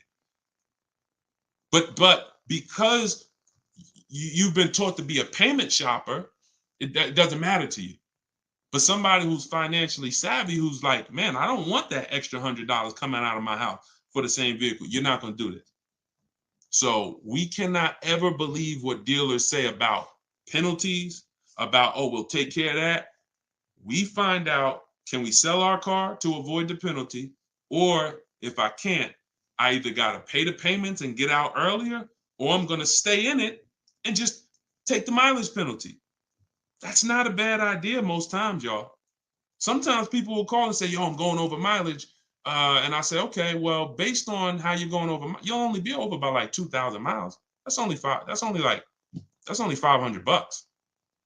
Oh, I thought it was going to be more than that. Nah, you're going to be over by 2,000 miles. Just, wait till the end.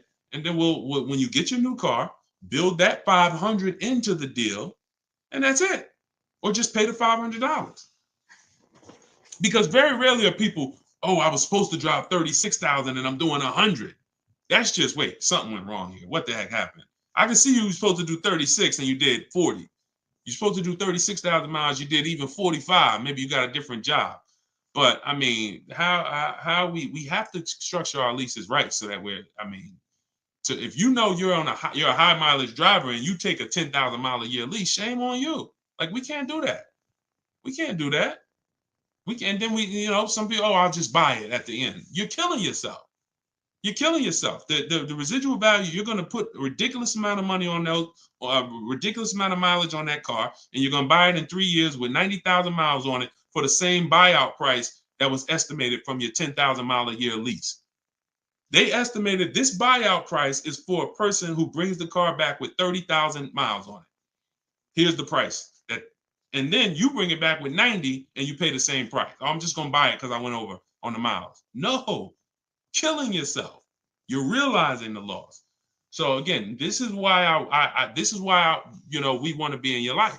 This is why I'm doing my best to be in your life so that you can avoid these things. Anybody who really wants to have somebody, like we're set up. We've been doing this for 3 years as far as a company, providing education. So, I mean, whether it's hundreds, thousands, dozens, we're set up to make sure that everybody who wants to protect themselves and get the best deals are able to do it.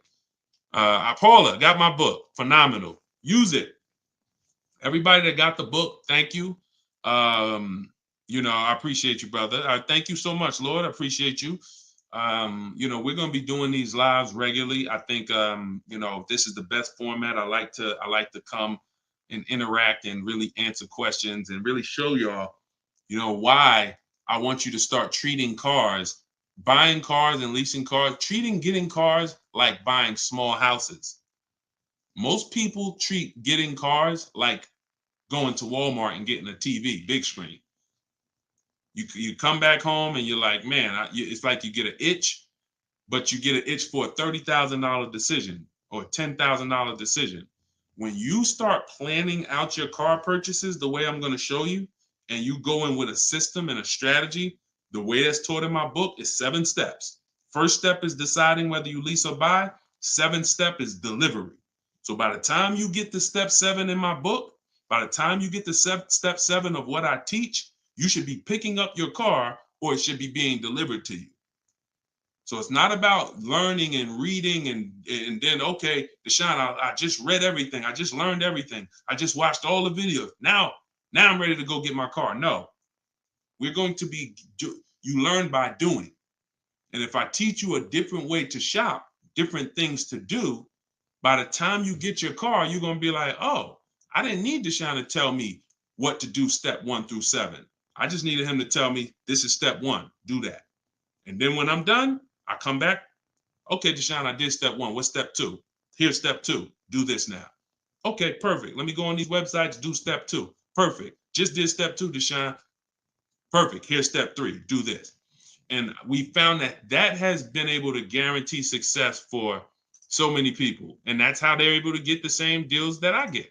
Like this is this lady right here, this young lady, like Taupe. She got a BMW $54,750 BMW, putting dealers against each other. She got it for $690 a month. She got the protection plan and raised it up. Her payment on that BMW. Now, mind you, if you can see on YouTube, if you can see on Facebook, you can see this slide. $690 a month. People are paying for that $54,000 BMW. People are paying $1,100 a month. To go in and purchase that car, $54,000 is $1,100 a month with no money down because she didn't do any money down. $690. You see what I'm saying? Some of you might be looking, and quite honestly, some people may watch it because we're going to syndicate this. Whether you're watching this live or in syndication, doesn't change the value. You might be driving that same car, and you might be looking and saying, "Yo, I'm paying $1,000 a month for that car. She's paying $690. I put $8,000 down. She put no money down. We can't compare. You think Dave Ramsey, God forbid, and look, shout out to Dave Ramsey. I love what he teaches in terms of financial literacy. I love that he teaches people to invest and build for retirement and make sure I love that. But there's an area that he doesn't know what he's talking about, and that's when it comes to cars. See, look, credit is a big part of it has a lot to do with me helping you. Y'all don't hear me teaching credit. It's important. It's a complimentary topic for us to talk about. I talk cars, how to make sure you pay the lease for them. Yeah, maybe naturally. Let me get some credit tips too. Rodney, you could just go right to my TikTok bio, grab your book. It's 75% off. Click the link in my TikTok bio. You think she can ever listen to someone that tells her you shouldn't be leasing? She knows when to lease and when to purchase. She's not in love with that vehicle. She's not keeping that vehicle 8, 9, 10 years. So how can I drive this vehicle for the lowest amount of money in my household? I'm gonna shop all my offers. The dealer that wins the bid, I'm gonna see what it is. Oh, look at that. It's $690 a month. I'll take it. This is how we are going to keep thousands of dollars in our household. As things continue to go up, I need you guys to be spending, I need you not only to be making sure your cars are below your max budget so that every single month you're not growing tired and weary of your car payment. That means it just needs to be below your max budget. And then the second thing we need is to make sure that you are driving the best possible product for that money. You could be below budget and look at what you're driving for the money, and you're like, yeah, I'm below budget, but could I have gotten a better car for this money? Could I have gotten more car for this money? And I'm here to tell you that when you understand leasing, you're going to see there's no comparison. $690 a month for a daggone $1,100 a month vehicle to purchase. So short term, less than 8 years, we always lease. We never purchase. Now, in another episode, when we start talking about, in another segment, we'll talk about overpriced leases because every lease is not equal. Y'all gonna learn. We can't, every lease deal, even when you learn to shop, you must learn to shop. You must, because some 80% of dealers are overpriced on their leases. 80% of dealers who gave Tope a quote, let me come back from this screen. 80% of dealers who gave a quote to this young lady, Tope, on her BMW, were a lot higher. Some of you even saw it on the video. It said it when she wrote it. It said, man, all these other offers were a lot higher. That's how it's supposed to be. So you can't go back and forth with one dealer. You must reveal the best dealer, the best offer through multiple offers. So that's what you do. And you do that whether you're leasing or purchasing. And when you start doing that, you'll understand. That's in the book. That's what I teach. Bids. One-to-one negotiation is dead. I want y'all to eliminate one-to-one from we never do it.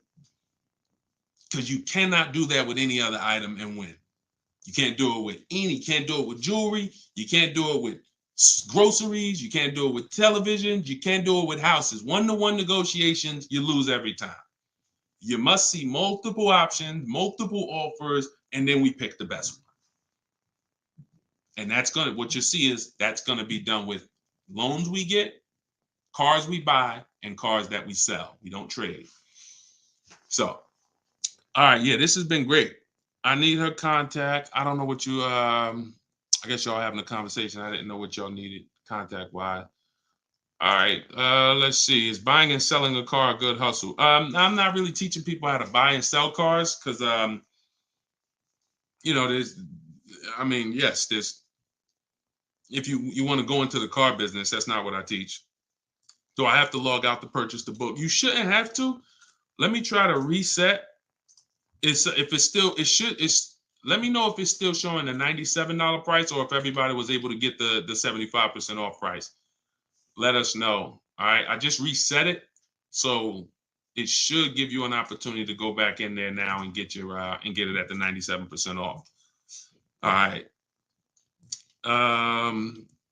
Buy dealer loaner cars. It depends. Those can be great opportunities.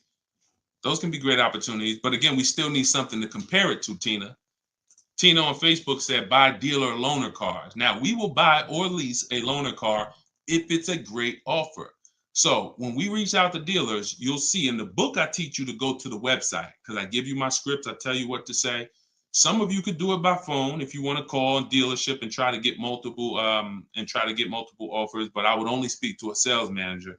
And even then, you got to just make sure that you but only speak to a sales manager. But the point is, if they have a loaner car, it needs to be so much better than what I could get a brand new one for. So if, for instance, if the dealer that wins the bid is offering me $3,000 off on a brand new one, but a dealer with a loaner car is only offering me $3,000 off or $3,500 off, and it has 3,000 miles on it, I'm going to go with the brand new. But if I don't have anything to compare it to, then I might think 3,000 off is a good offer for the loaner car. See what I'm saying? See, price assurance is when you guarantee. I want y'all, listen, if you want price assurance, type PA in the comments. You want this every time you make a deal. Price assurance means I guarantee that I paid the lowest price that I could have paid. That's called price assurance. I want you to understand, some of you have been, though, is that possible with cars? That's what I want you to move from now on. I never want you to make another car deal without price assurance. How do you get price assurance? Multiple offers.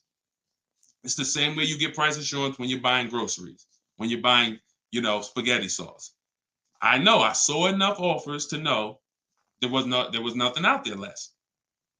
Not, I went in, I looked at one brand and said, I gotta have it. I like those. And it was $1 off. And I thought see, price assurance is the best thing with a car, because you literally can look at all these offers and say, this is the best one. It's amazing when you realize you're the prize. Some of you be like, man, I haven't been treated like I'm the prize. I know, we're gonna change that.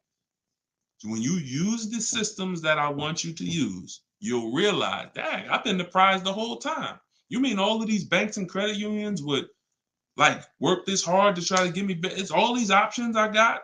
It seemed like before I really didn't know all my options. That's right. But when you now change the way you shop and you now move into a bidding mindset, everyone I'm going to do business with must win the bid. The bank, the credit union must win the bid. And then I'm going to give the dealers a chance to see if they can beat it. Now they bank's going to get a chance to bid. Very soon we'll talk about how to do that without affecting your credit. I want to show y'all this bank bidding war process. We have a specific way we shop for loans, credit unions, banks. We let dealers access our credit, and the way it shows as one inquiry when it comes to affecting our score. You must learn that, because when you see how much money is in the loans, you're gonna be mad. You're gonna be like, dang, I never shopped around the way I should have for my loan. I never shopped around. That's fine. No, there was no one to tell you. Now there is someone to tell you that if you have a $30,000 loan and the interest rate is 5.9, if you could have got 4.9, that'd have saved you $1,000. You get what I'm saying? If you have a $50,000 loan, 1 point on the interest rate, save you $2,000. So we must imagine if you could get 2 points lower, say you $4,000. So we are excited to try to get money off the car. We're going to be just as excited to make sure we're not giving that money in our loan. The banks are not loving us because we don't want the banks to like us. We want the banks to say, man, we barely making any money on this loan, but we'll take it. You don't want the bank to say, every time they need a loan, they just come right to us. They love us. Give them 5.9. They don't ask no question. Give them 6.29. Give them 7.2. Whatever. They're not gonna shop. No, we don't want that. So, all right, y'all. So I will be back for another segment. These are the things we're gonna continue to do. We'll be live on all 4 platforms. We look to partner with more platforms in the future. So if there's a platform that y'all think we should be on streaming, let us know. Right now, we are, Facebook, Instagram, TikTok, and YouTube. So it's been great. We had probably, consistently 400 or 500 people on here. And so if you want to get your book at 75% off, as long as the timer hasn't come down, you should click the TikTok bio. Name of the book is Car Shopping for People That Hate Car Shopping. If you Google it, you'll see it's already rated 4.94 on Goodreads. We have 31 reviews. So we're on our way to being a 5-star bestseller. And it's really the people using it. So I want you all to use it. Get it for 75% off. Normal price is $97. Download it immediately. Start to use it. If you're on YouTube or Facebook, you can scan the QR code and get your copy, or go to Deshone's book. Yes, Mandy. Facebook is the same handle, Deshone the Auto Advisor, on every channel, whether it's YouTube, Facebook, Instagram. It's always Deshone the Auto Advisor. So we'll be back to answer more questions. We'll be talking more about leasing, but we'll be talking more about deal structure, shopping, how to check and make sure cars are reliable. There's a lot of cars going out here with bad reliability ratings, bad longevity ratings. So they are not the cars that we need to be buying for keepers. We got things we got to look out for, y'all. Like, this is the tip of the iceberg. We're buying a car to keep. You know how many people have bought a car, it wasn't quality, we didn't check longevity. I thought I was going to keep it 8 years, 10 years, but car started giving me issues, transmission issues at 80,000 miles. I didn't know that.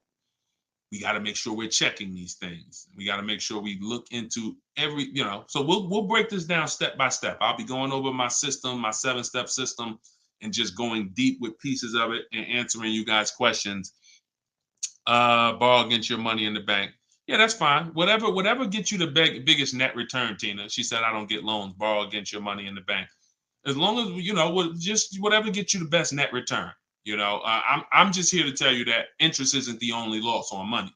Opportunity cost is a loss when it comes to financial. If you were taking a class on finance, opportunity cost is real. If I could have put my money in something and made 10% on it, but my money was in a car and I didn't have that money, and that money is losing me 10% in the car. So let's just say I put the 20 grand in the car, and then every year that 20 grand is worth 2,000 less, then I'm losing. It's a negative 10% return every year on that 20 grand.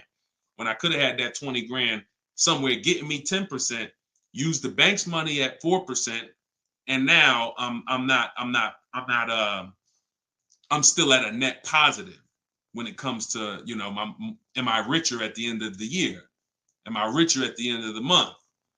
So I just say that to say we've been taught when it comes to finance, we just talk interest. Oh, I don't want to pay interest. I don't want to pay interest. But I'm here to make sure everyone knows the total package of why people who don't pay cash for cars, who could afford to, who literally can write $100,000 check for anything they want, why they don't. See, I'm not interested in, I'm interested in why the people who could pay cash for cars choose not to. And it's not what you've been taught. Some of it's not because, they just love debt. Now, these people have paid off houses. So these are the things that we're going to be talking about. So, and again, all in my book. If you want it all in one place, grab your copy. But yeah, this was a great segment. We will certainly be back. Always a pleasure.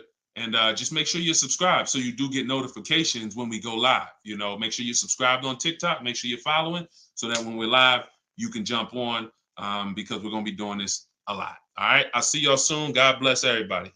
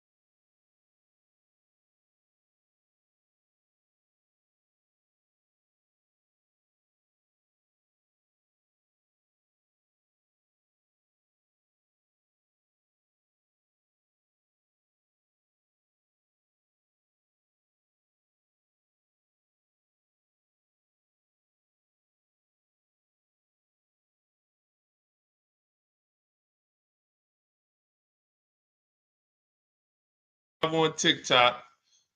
All right. This is our first time going for everybody. So I think we're hold on, let me hit Instagram. See, but then when I come here, I hit go live. Okay, here we go. We're good. We're good. I think we're good on all 4 platforms for the first time. Listen, if you are car shopping now or in the next 12 months, I want you to type me in the comments. No matter where you are, I want you to type me in the comments. We are live on Instagram, YouTube, Facebook, as well as TikTok. Good to see you, Colette. Good to see you, Andrew. After you come in, we haven't done this in a while because I'm just getting back into going live. But if you've been with us for a little bit, you know we do a roll call. Where are you checking in at? Good morning, good afternoon, good evening, depending on what time. I see you, South Carolina. Okay. As you come in, if you're on TikTok, could you hit the like button and just, let TikTok know that we're going to be spending some time here. We're going to be talking about some serious money as you come in. If you could like the broadcast, if you're into financial literacy, this is the Auto Advisors. Like this, the name of this segment here is the Auto Advisors. We're going to be doing car Q&A. If you don't know me, this may be your first time seeing me. My name is Deshone. I'm publicly known as Deshone the Auto Advisor. I spent 14 years in the car business before I left in 2020 to focus on teaching people. I see we got Jacksonville, Florida. We got Houston. Okay. We got a couple hundred people on already between all the platforms. We have Philly in the house. I see you. As you come in, just get your questions ready. What I'm going to be doing is going over various topics and doing lots of Q&A. So we're going to be spending this time that, y'all going to hear me go from things like leasing versus buying to things like structuring your deal and budgeting, all with the goal of helping you get below market car deals.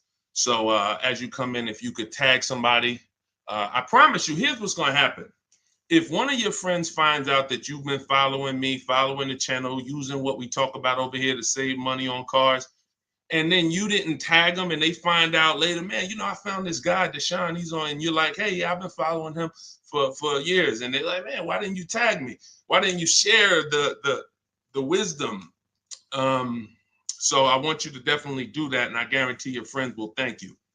So as we come in, let's get ready for Q&A.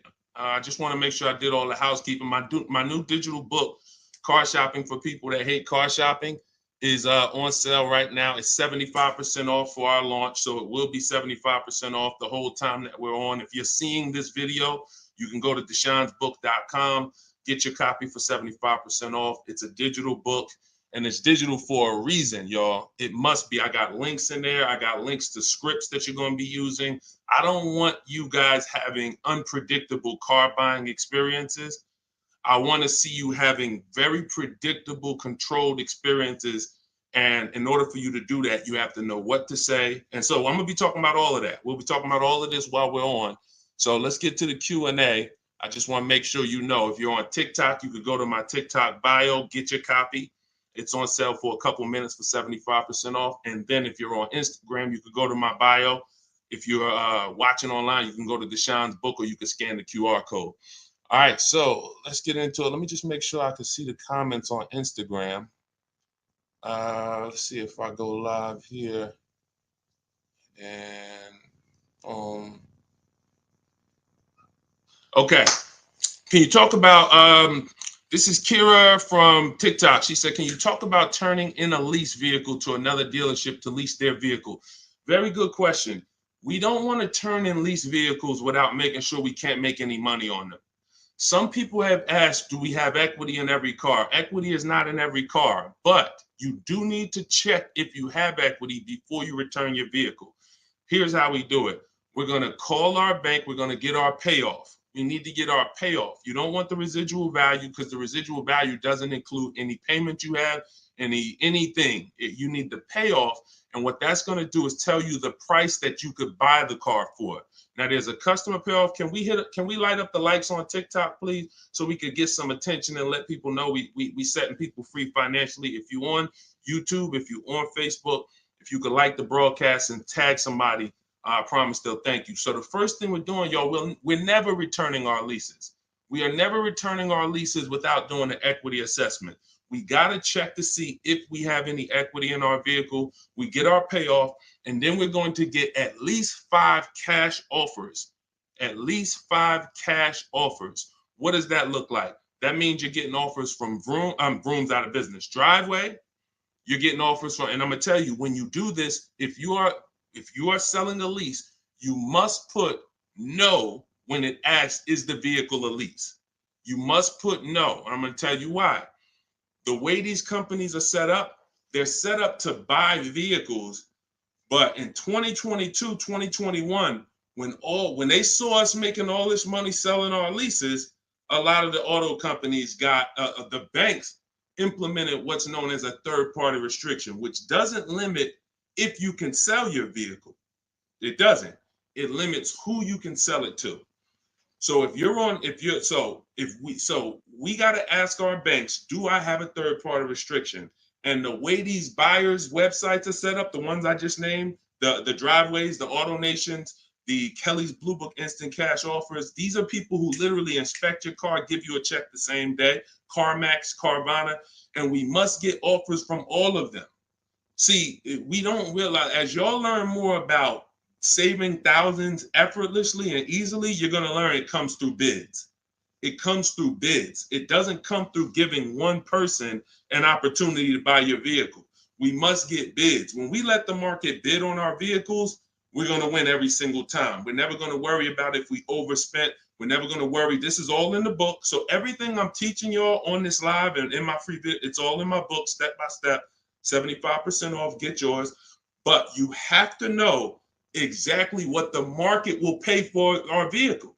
We must know that, and that's very easy to do. Going to these websites, getting these offers. Their offers are really good. They put their best foot forward. Sometimes the dealerships, which are Kelly's Blue Book, Instant Cash Offer, AutoNation, they might try to, what they're trying to do is put a number online and see if they can stand by it. So we got to make sure we're very accurate when we tell people how much, what the condition is of our vehicle. But then we're getting offers. So if you get those offers, y'all, and you see that those offers are $1,000, $2,000, $3,000 more than your payoff, then that means you have equity. If it's $4,000 or $5,000, that means you have equity. And here's what you got to know. The customer payoff for our leases, when we're done, we're still talking about answering this young lady's question about what the lease in process is. She asks, should we return a lease and lease another vehicle from the same dealer or a different dealer? What I'm trying to tell y'all and get across to y'all is all of our transactions from now on, who we sell our car to, that's going to be different than who we buy our car from. See, y'all know that the car business has programmed us to give the dealership 3 transactions. We're going to buy a car from them. A lot of times we're going to trade our cars in, and then we're going to get our financing from them. What I'm telling y'all is, as you use what I teach and you really want to save thousands and thousands and guarantee your best deal, if you want to guarantee every time you get a car, it's your best price possible, type me in the comments. If you want to just type a G for guarantee. I want to know every time. In order for y'all to do this, we got to start separating our transactions. So I see you, Terry. I see you, Israel. I see you. Okay, so we all type in G's. This is what we must do to guarantee that we got the best price car. I see you, Father of Legends. I see you, Johnny Martinez. All right, we live on every platform. So when we are shopping, when assessing our equity is the first thing we do after we decide if we're leasing or purchasing. I'm telling y'all that in the steps of car buying, we got to know what order we do things. It's just like baking a cake. If we put the eggs in first and then we put the milk, and it said, no, don't put the milk in until, I don't know, you've let the thing sit for 10 minutes. You just put the milk in, it's not going to be right? So order is important. Shout out to the sharers. I appreciate it. And listen, I appreciate everybody who shares. I appreciate everybody who helps us spread this message. And in time, we're going to do something great for the sharers, because we can't do this without y'all telling people about it. So this is the equity assessment. We don't worry about what car we're going to buy yet. We don't worry about who we're going to get our loan from yet. Here's why. Until we know what our equity position is, we don't know what we're doing. Example, if you run your equity, you find out you got $3,000. Well, that money is as good as cash in your pocket, or you can put it into your next transaction, or you can put half in your pocket, half into the next transaction. Y'all see why knowing your equity position is super important? Here's another reason. Let's say we have negative equity. Negative equity means we owe more than the car is worth. In my book, I talk about, and you'll hear me talk about it in my free videos, there's only 3 things you can do with negative equity. You can pay it off. I call it paying the difference. You take the highest offer. If it's like 2,000 or 3,000 different, you just pay it off and you're now done with it. No baggage. You can transfer it within limits though. So when you go to transfer negative equity over, this is where we get to the point where negative equity can either stop our deals or it can literally kill our deal. The bank is only going to approve a certain amount above the value of the car we buy. So let's say we're buying a $20,000 car. The bank's not going to approve 30,000, 40, 50,000. They're going to look at the price and say, wait, car's worth 20. We might lend 26, depending on the customer's credit, but we're not lending 30. We're not lending 35 on a $20,000 car, which means if you have 8 grand, 10 grand of negative equity, you can't transfer all of that over because you're going above the loan to value ratios. This is why negative equity, knowing the cause, is important. And there's 2 causes. You don't understand leasing and you're switching cars with loans on them. If there's an emergency, we understand that. I see y'all. Shout it out. We live. Literally, I see between all the platforms, we got about 400 or 500 people on here right now. So shout it out. Can we get the TikTok likes up? Can y'all keep tapping the screen on TikTok? Let's make some noise over on TikTok. But we're doing great. So this is why we can't move on. But I'm telling y'all, 99 times out of 100, I've been in the car business since 2006. I left in 2020. I left in 2020 and it hasn't changed. The cause of negative equity, 99 times out of 100, is you don't understand leasing. You buy cars, you're not keeping them long enough to pay them off and win with the depreciation. It's not just paying off the car. Some people say, oh, Deshone, I pay off my cars in 2-3 years. But your car's depreciated value is what you need to try to avoid. You need to try to avoid taking depreciation hits. And what y'all going to learn more from me is the 8-year rule. I've already done the math. I'm going to show it to you in time, if you just stick with us. But if you believe me right from the start, you're going to win. If you're not keeping cars 8 years, you're losing thousands of dollars not leasing cars. Does not matter how much you drive. Does not matter. Here's why. Listen. Who was taught? Oh, all right. We lighten up the likes on TikTok. All right. I appreciate you, TikTok. Appreciate all of this. Let me ask you a question. Everybody on here. Who was taught never to lease cars? Be honest. I want you to type never in the comments. If you were taught never lease cars, if you've heard that from someone, I want you to type that in the comments. Here's why this is so important. This is all in my book. My book is called Car Shopping for People That Hate Car Shopping. It's a digital book. And for the grand opening, it's not a store. For the for the launch of the book, the official launch, we're doing 75% off for everybody. So you could go to my TikTok bio, you could go to my Instagram bio, you could go to deshonsbook.com, or you can scan the QR code and you can get your book for 75% off for a couple minutes. So we have a lot of people who were taught never lease a car. Never lease a car. Let me tell y'all how much. I'm going to give you a little sense on how much that's cost you.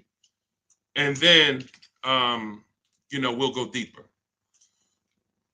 Everybody, let's say you're a person who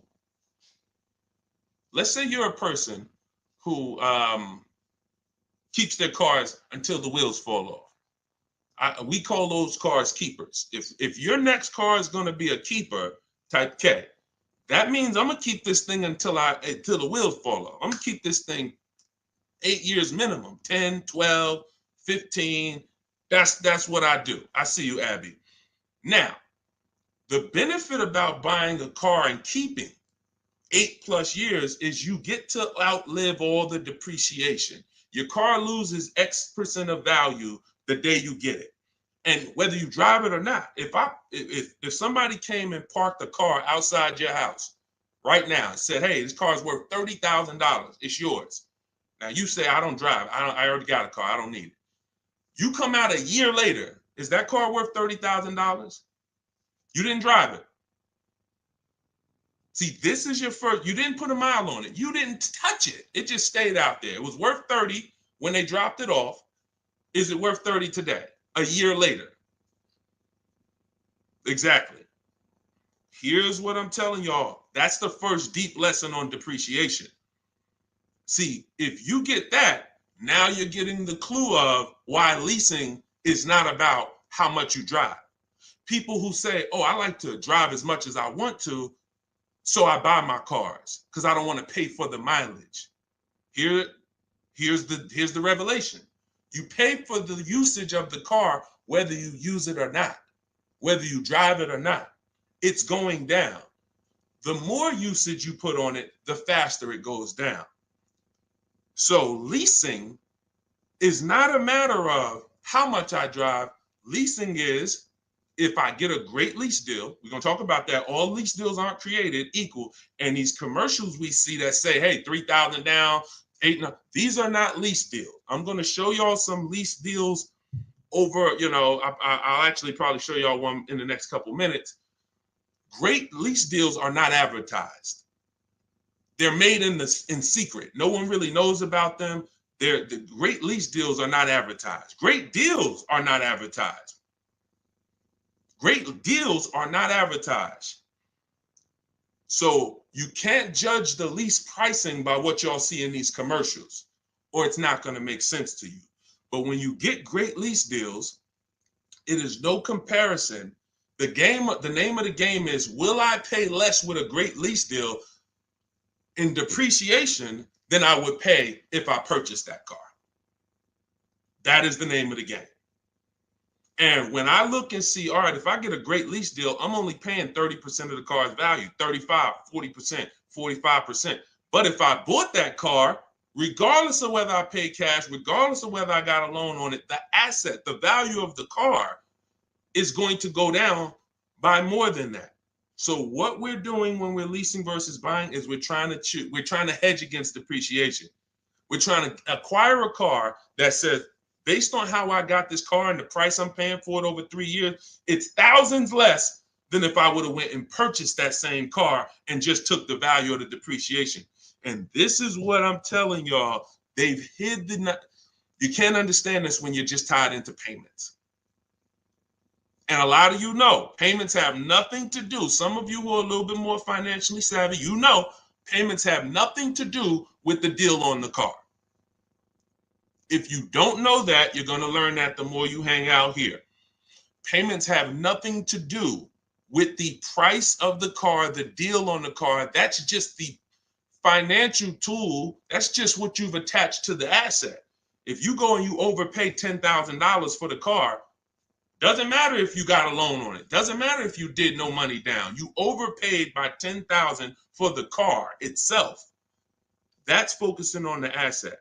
So leasing, y'all, is for people who don't keep their cars more than 8 years. It's that simple. If you do not keep your cars more than 8 years, you cannot outlive the depreciation that the car is losing. The money, you go out, slap 30 grand into a car, that car is losing money for you every single month. So you're trying to say, is there another way I could get a car where I'm not paying this kind of money? If I'm losing $500 of value every month in my car, is there a way that I can lose less than that? And what I'm going to show y'all is leasing is just the way. So these are the first two steps. The young lady asked the question about returning her lease, but I want y'all to know that that's step 2. We assess, can we make any money on our deal, on our old car?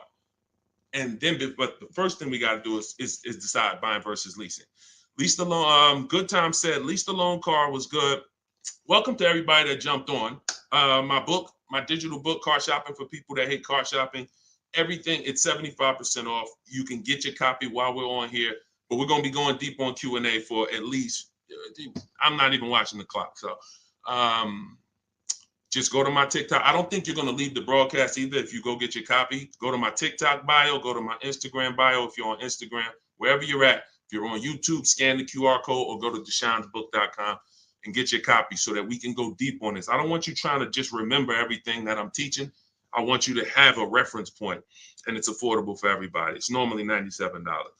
Okay, let's go. Things are way too complicated to fix now. I guess you're talking about when it comes to cars, electronics. Another reason people don't feel as confident keeping their cars like they used to is because the cars are getting a little bit more complex. It used to be very simple for you to find a good car, keep it 10, 12, 15 years. There's still cars out there that you can confidently do that if you make sure that you're checking the reliability of the car, checking the longevity of the car. We do this on Google. We have to make sure the cars we're buying are good cars. Then we can certainly avoid, you know, a lot of these cars. But yes, that is a lot of people don't feel as confident keeping cars long term as they used to. How about a lease to buy at the end compared to straight out buying? Cousin Al, that's a good question. He said, how about buying a lease to purchase? Who's heard of that? Who's heard that term before? A lease to buy on a car. You may have heard it with a house. If you've heard that, if you've heard that, let me tell you why that's a bad idea. We're mixing two strategies. See, there's nothing better than for the long-term person than us buying a long-term car, making sure we pay less than everyone else. That we're gonna do that. We're gonna get you stay around me. You learn from what I do, what I teach. You're gonna get below market car deals, new cars, leases, pre-owned cars. The best way to save the most money on a car is to buy it. You could decide new or pre-owned. It's really pre-owned, and you keep the thing 10, 12, 15 years. Because your cost per year is going to be so low. When you look at how much money you paid for the car over the long run, it's going to be like, wow, I only paid $2,000 per year, or $500. The longer you keep. The second best way is buy a new car, keep it forever. Brand new, keep that thing 12, 15 years. But most people are not doing that. And if you're not going to do that, that doesn't mean you can't switch up. But if you say, Deshone, for my next car, can we keep sending the TikTok likes up? If y'all are enjoying this, could y'all please hit the like button? We got probably 400 or 500 people on here still. If you could hit the like button, that would be great. And I see all the gifts. Thank you. Everybody who's sending roses on TikTok, gifts and all of that, stars. Thank y'all very much. But what you got to know is, what is the strategy for this next car? Is that 8+ years? Then I'll buy it. There's nothing better than that. I'm going to buy it. But you got to realize buying comes with what, y'all? Maintenance, upkeep, repairs. That's what it comes with.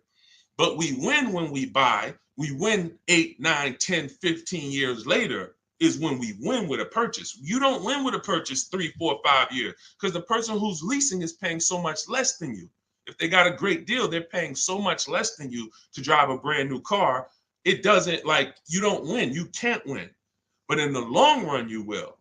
So you got to ask yourself, this next car, is it 8+ years or is it less than 8 years? And if it's less than 8 years, then I got to go to my lease strategy. And that could be for my, you know how many people out here, y'all, they're like, oh man, I buy my cars, I keep it till the wheels fall off. I'm not leasing. Yeah, but what about your spouse? What about your children? That car you buying for your 22-year-old college student, are you think they keeping that car for 8 years like you are? No, probably not. Then you should be thinking about, you shouldn't even be thinking about, you should be going to the lease play for them. You know how many people have put their kids in a $21,000 car paying $500 a month, $20,000 Toyota Corolla, paying $500 a month because they wanted to buy them their first car, and they go get them a $20,000 Corolla that they could be leasing for $300 a month. And then that kid wakes up in 3 years and they're like, man, I'm paying $450 a month for a Corolla. I don't really like the car. Plus it's kind of expensive. This is what happens. I've seen it millions of times. Some of you may have experienced this. Your first car might have been like that. Maybe your parents went and got you your first car and purchased it. But I'm telling you that if they understood leasing, they could, especially if you were going to pay the bill, they would understand. we're not keeping this car long enough. We should be leasing it. And so I'm going to keep hammering now. I'm never going to stop hammering because we got years and years of bad information that we got to unravel. People who've been doing damage, y'all. Big audiences, big platforms, just telling people, oh, leasing is the most expensive way to own a car. Guarantee you, if I had 10 minutes on them with a live and I bet them $100,000, are you willing to bet 100? Just let me just ask you. You sound very confident when you're talking to the public. They don't realize how much money they're costing you. So my question would be, if I can show you that advice you're giving them is completely wrong financially, will you pay me $100,000? Will you take the bet? Because if you're willing to say that, stand on it. That's what they tell y'all. Exactly. He said that's what they tell us. See, and that's why I'm here. That's why it's very important what we do. That's why it's important when you share, when you tell somebody about these broadcasts, when you tell somebody, watch what they're doing over there at the like we're coming in to unravel years of bad advice. And a big part of that is leasing. Not the only part, but a big part of that is leasing. But you cannot all lease deals aren't created equal, y'all. Lease deals are when we shop for lease deals, you must get bids. And I'm telling y'all, you must get bids for everything. We'll talk more about that as we continue to go on. All right, let's get to some more questions. Why are taxes added to a buyout when they're already included in the paid? Somebody said, Christina on TikTok said, why is taxes added to the lease buyout price when it's already included in the monthly payment? Well, it's only included in the payment for the portion of the car you're leasing. So when you're paying for, your 30-40% of the car, 50%, the better lease deal you got, the lower percentage of the car you're paying towards over 3 years. That's what the tax is calculated on. That back end, which is when the car goes back to the bank or the next buyer, there's no taxes factored in on that. Depending on your state, sometimes they will put tax on the payment, but they're not usually. I don't recall ever seeing a case where they're taxing you on the whole car because you're not using that portion of the car. That's why when you lease, when you look on your credit report, you'll see the only part you're responsible for is the part that you're using. So even though the car might be 40 grand, it might say balance owed 18 because you're only responsible for that 14. You're not responsible for the back end.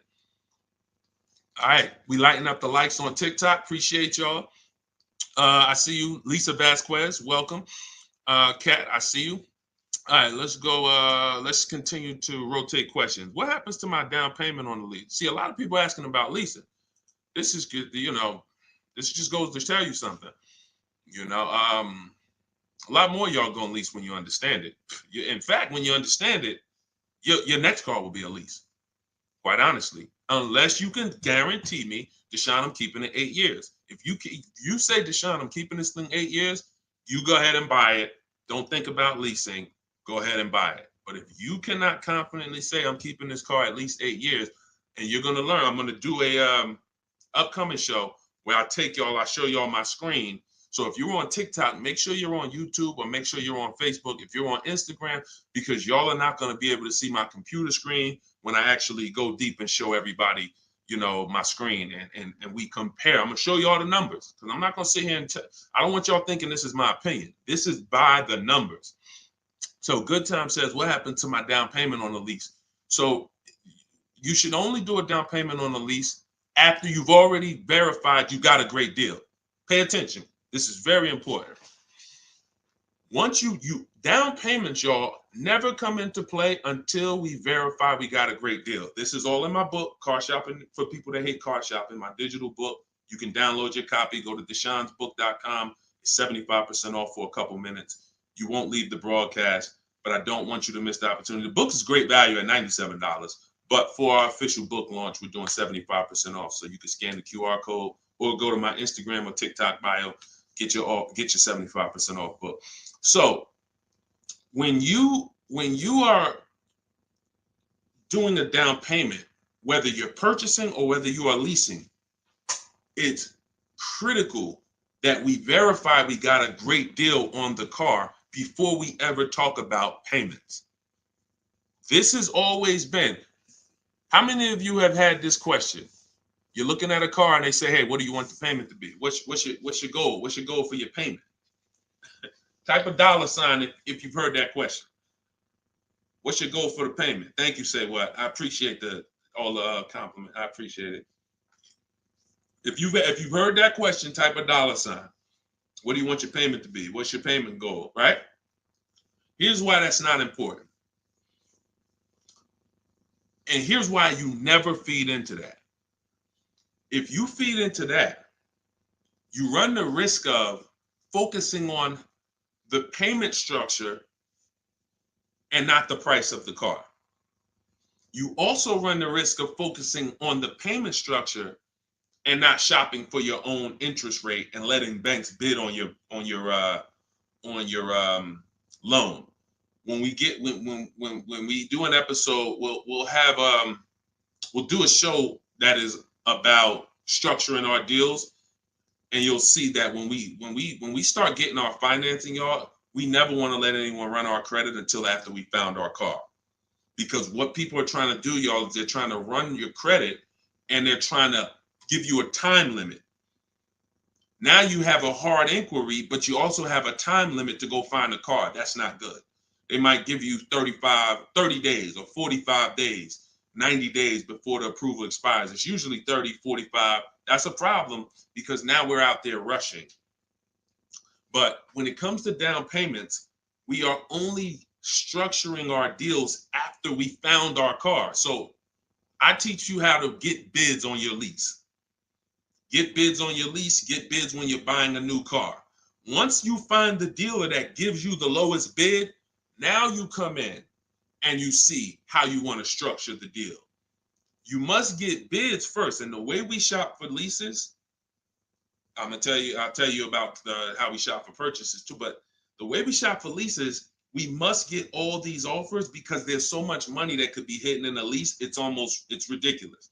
People would love for y'all to come in and lease and come in and say, oh man, Deshone said, I'm gonna start leasing. Now you go in and they structure you a lease deal. It looks better than a purchase, but it's still not a good deal. So that's why we gotta know when we are shopping for leases, we are always shopping offers with, here's how you shop them. This is in the book, but if y'all want to try to remember this, be my guest. You are getting your lease deals, your offers with first month's payment total out of pocket. First month's payment. Now look, when you shop for a brand new car, you are always getting your offers with tax, title, license, all fees included. When you shop for a brand new car, you're getting your offers from multiple dealerships. I do this online. You can call them. I would suggest you do it my way. But if you want to call them, you can talk to a sales manager and you say, hey, I got this car. I'm looking to see if you got something similar, but I need an offer with all taxes, fees, everything included. And now you're comparing that. But I would only talk to a sales manager if you're going to go that route. Again, in my book, I teach you the scripts. I got the emails that we use to do this because you want to use my words. But if you're not going to use what's in the book, you should be calling and asking for a sales manager and just give them an opportunity to beat the quote. That's a manual way to do it, but it's still better than you going back and forth with one dealer. We cannot go back and forth with one dealer anymore because when you start getting bids, mark my word, it's going to blow your mind when you see how overpriced some dealers are. When you see how overpriced some dealers are, it's going to blow your mind. So in order for you to shop your lease quotes, you're shopping your lease quotes with no money down, so good time. When you talk about what happens to your down payment on a lease, well, you're not putting your down payment down until you got a great lease deal. So you get your lease deal, first payment, and then you divide that into the monthly payment. Into the MSRP. Very important. Let me give you all an example. Pull up my calculator.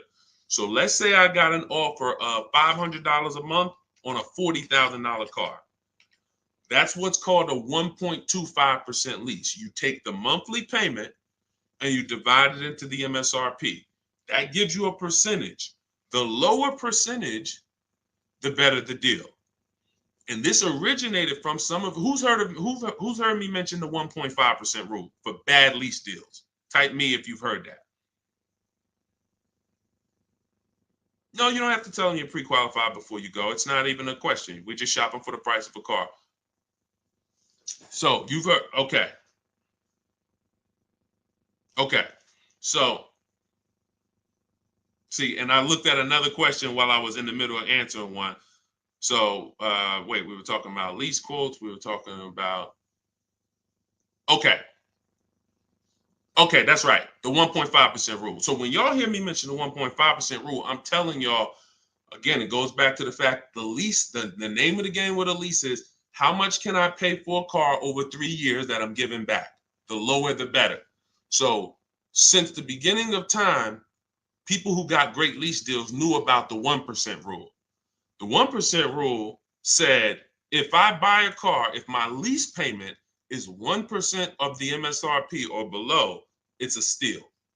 So if I'm looking at a $40,000 car and my lease payment on it, 12,000 miles per year, is $400 a month, no money out. No money. I know that y'all may have been taught, yo, you got to put money down when you lease. That is a lie. I'm going to be peeling back a lot of lies, a lot of misconceptions, a lot of bad belief systems that we've picked up, and we're going to tear those down. So money down with a lease is absolutely not a requirement. So when we're getting our lease deals, example, 2018, I leased a 2018 Jeep Grand Cherokee Laredo. It was $35,000. I gave them $330 a month, and I drove off. That was my payment. 39-month lease. We'll talk about in the future. We don't do 4-year leases. We'll talk about that in the future. But that's the 1% rule. 1%. Now look at that. Think about value, y'all. You drive off the lot in a brand new $35,000 car, and you're paying $330 a month. That's under 1%. So these are steals. I call these steals. You ever see a lease deal like that? It's not a deal. It's a steal. Now, in order to get that type of deal, you need a great lease program. So we can't. So it's not just like, oh, every car has a 1% deal. No, if they don't have a ton of rebates, if they don't have a good residual value, if they don't have a good rate, then it's not going to happen. But in the long run, we can't control that. All we can control is how we're going to shop. And the way we shop is get your first month's payment. Is you tell every dealer, give me a quote with first month's payment, and put all the taxes and all the fees into the monthly payment. And then you let me know what that is. And you have to know the MSRP, because you divide that monthly payment into the MSRP, and that's going to tell you the percentage. If you see 1.35, 1.45, 1, these are good deals, really good deals. We still need to compare, because I got people who are getting, look, if we don't compare, you could be in trouble. You don't want to just take a deal. There are people who think, oh, I thought a 1.25 was a great deal, and then I end up getting 1.1. So we can't ever assume what's a great deal. We just have to know what a bad deal is. That's over 1.5%. They got me on one of my last leases. Listen, good time. Don't feel bad, man. It is something a lot of people are going to discover the more you work with me, that you have overpaid. But there's been no one to tell you. So there's been no one to tell you. So 1% still, 1% 5 is the max. Exactly, K-Dub. That's the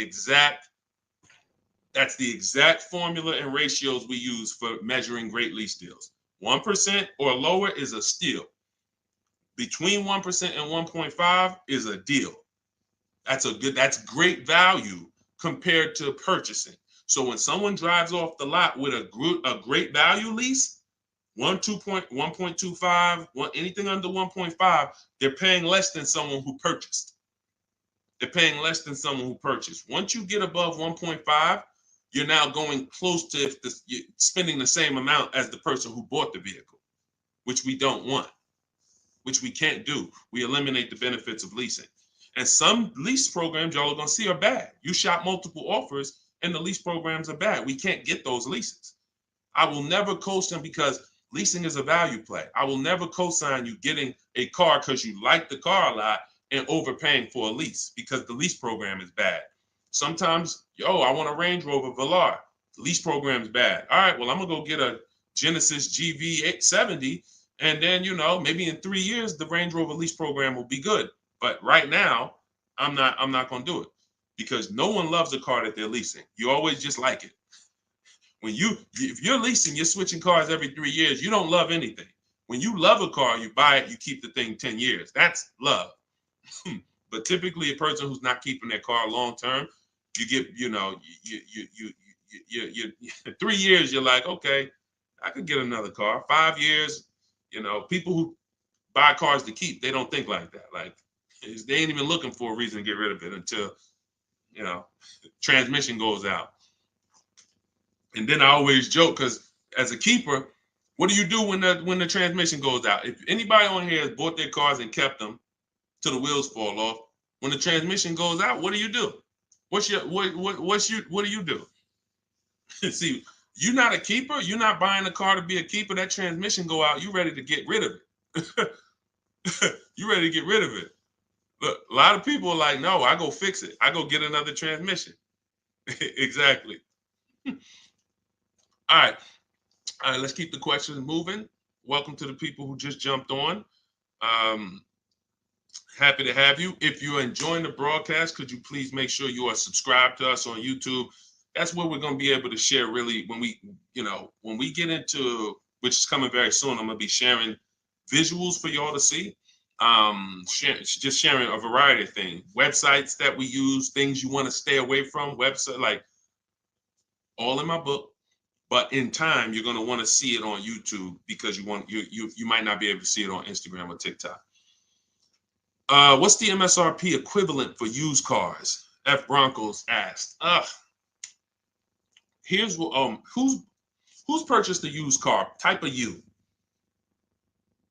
If you purchased a used car before, type a U. Type a U if you've purchased a used car before. Okay, I see Al Boogie, I see FL Bronco, I see Amore, I see Justine. Okay, every platform. Ebony Eyes. Okay, Larica. All right, I'm gonna give y'all the biggest. This is gonna be major, y'all. And you're gonna see like, wow, how the heck could we even know we're getting a good used car deal without knowing this? Tell y'all how important it is to have the original MSRP of the car you're purchasing. So I have a 2020 Infiniti QX 60 truck. I bought it a year ago. It was 3 years old. Now I saved 42% off the price when it was brand new. Here's why it's important. We don't know when we're shopping on these used car websites. I call them marketplaces. Y'all are going to see in my book, if you do get my book, or even in my videos, you'll hear me talk about the multiple marketplace strategy where we're on these used car marketplaces. We got to be on all of them. But here's what they try to sell you on, because it's based on who's paying them. They're trying to sell you on market value. The true way to buy a pre-owned car, after you check to make sure it's a good one, but I'm talking about how do we know we got a great price on it? We must know how much it was brand new. We must know how much the car was brand new. Give you an example. I was looking at this Infiniti truck. I had narrowed it down to my top 3 or 4. I think I narrowed it down to my top 4. Now they're all white. They all look similar. They're all in similar price points. How do we choose? This is where we usually are stuck. And this is where we usually make a bad decision. I'm going to tell you why. I get the MSRP of these cars. By the way, my special strategy for getting the MSRP, one of them is to go to the dealer's website. Most dealers have a contract with Carfax, and that car will be on their website. That's my first line of defense. Again, everything I'm talking about, y'all, I don't hold back. It's in my book, or it's going to be in my free videos. But some people want everything in one spot. One spot, step by step. That's what the book is. 75% off in my bios, or go to Deshone's book or scan the QR code. So I look and I pull the MSRP, the window sticker for all of these vehicles, and what do I see? The 4 vehicles, the original price of them, one is 46, one's 48, one's 52, one's 54. Why is this so important, y'all? They've taught y'all to buy used cars based on what? Nothing. This is what we're asking for the car. Okay, I think I see some less than that. If all of these cars were 31,000, but one was 54, that's the best deal. In fact, none of those other deals are even close. That car right there has more packages in it, more equipment in it, special features in it. Those other cars don't. So the percentage of the discount that I'm getting off the car is higher here. Does not matter what the dealer's asking for the car. See, we've been taught you go and you focus on trying to get the dealer's price down. That is true in some cases. But what's more important is I need to know, based on what the dealer's asking for the car, how much off MSRP, original MSRP, am I actually saving? Is it 30%? Is it 40%? Because I might look at this car here and yeah, they might be asking $1,000 less for it, but the original equipment in that car is $5,000 less equipment. This is why it's very important. It's critical. I would not buy a used car, and I would never recommend you buy a used car without seeing the original MSRP, so you know, one, what's in the car, what features it has, but more importantly, I cannot determine who saved me the most money. I can't determine who gave me my best deal without knowing what the car was originally priced at from the day it came into the country. And y'all, unfortunately, and I hope it's nobody on here, but unfortunately, we probably do have it where during the pandemic, people were paying 90, 95, 100% of value for used cars. When I mean a Toyota Camry that brand new was 30, they were paying 29 for it, and it was 3 years old. See, I call this true value percentage, TVP. Y'all are going to hear this. We call this true value percentage. We can't look at a used car. See, once we see, wait a minute, based on the new price, the car when it was new, you charging me 95% of the car's value, and it's 3 years old. Once we start looking at true value percentage, car was brand new 30, you asking 25. Okay, you knocking this percentage off. This is how we make sure. Now look, that doesn't help us get quality cars. That doesn't help us stay within our budget. We'll talk about that in the next hour. Because what I'm going to be doing is I'll be doing these shows throughout the day in hour segments. So what you'll see is every time I come, we'll do if there's something that we want to tie up, we'll try to do it in both hours. Again, it's very tough to go over all things and then do Q&A and just get it done in a couple minutes. So some things may continue to the next hour, but once y'all get this, it doesn't change. So although, some of this might be brand new to you. I'm sure it is for a lot of you, having a system for how you shop, boundaries. But once you see how this thing works, it doesn't change. That's why I could write a book. That's why I have a library of videos that are step-by-step. The step-by-step version of my book is the Cars from Home video library, because I know we're so ahead. The car business is so old. I don't have to worry about this changing in the next year, 2 years. If anything, like Vroom went out of business, we adjust that. I might adjust that one section because Vroom's not in business anymore. But the way we teach you to purchase cars to guarantee you pay less than everyone else, to guarantee you save the most money on your loan, to guarantee you get the most money for your old cars, that's not going to change because we are just too far ahead of what the car business is doing. Welcome. Blessed said, I'm new here, been watching your shorts. Great job, homie. Good looking out. Appreciate you, man. Thank you so much.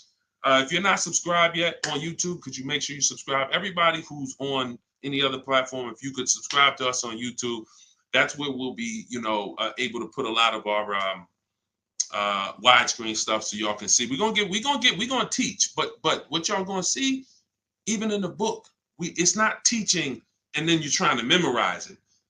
It's just shop different, When you shop different, you'll see, oh, this is a better way to shop. And then you're going to learn by doing. It ain't learning by memorizing. Hey, thank you, Sonny. Said, just purchased my ebook. Thanks for sharing. My pleasure. Everybody could get it for 75% off in my TikTok bio or my Instagram bio, or you could go to deshonesbook.com or scan the QR code, no matter where you're at. Let's see. I'm new here, but hold on. I got that. Hold on. Let's go. I still can't see the questions on Instagram. For some reason, I can't see the questions on Instagram. We got to figure that out. Now, here's what I will say. If you stay on long enough, somebody's going to ask you a question, because a lot of you, it's going to surprise you, but I know it.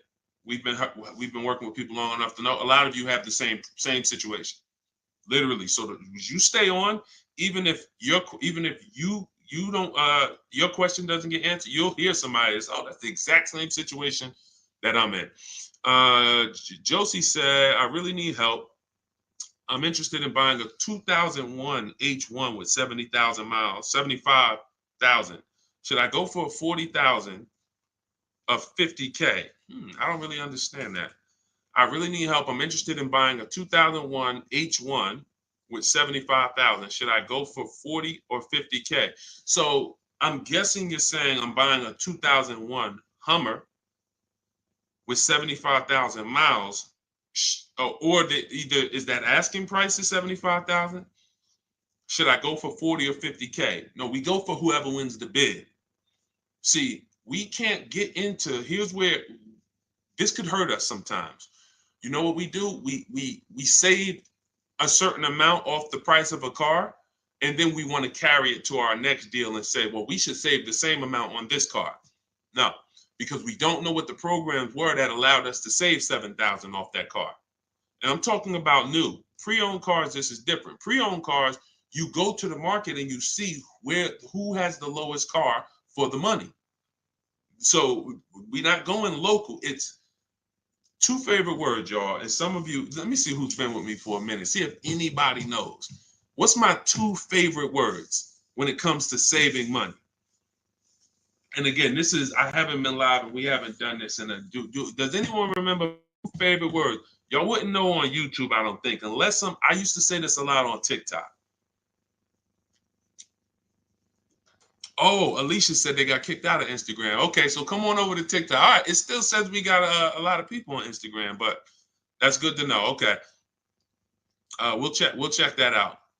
Does anybody remember my two favorite? All right, anyway, I'm gonna tell y'all, and now y'all will know this going forward. And I want these to be your two favorite words: multiple offers. Multiple offers.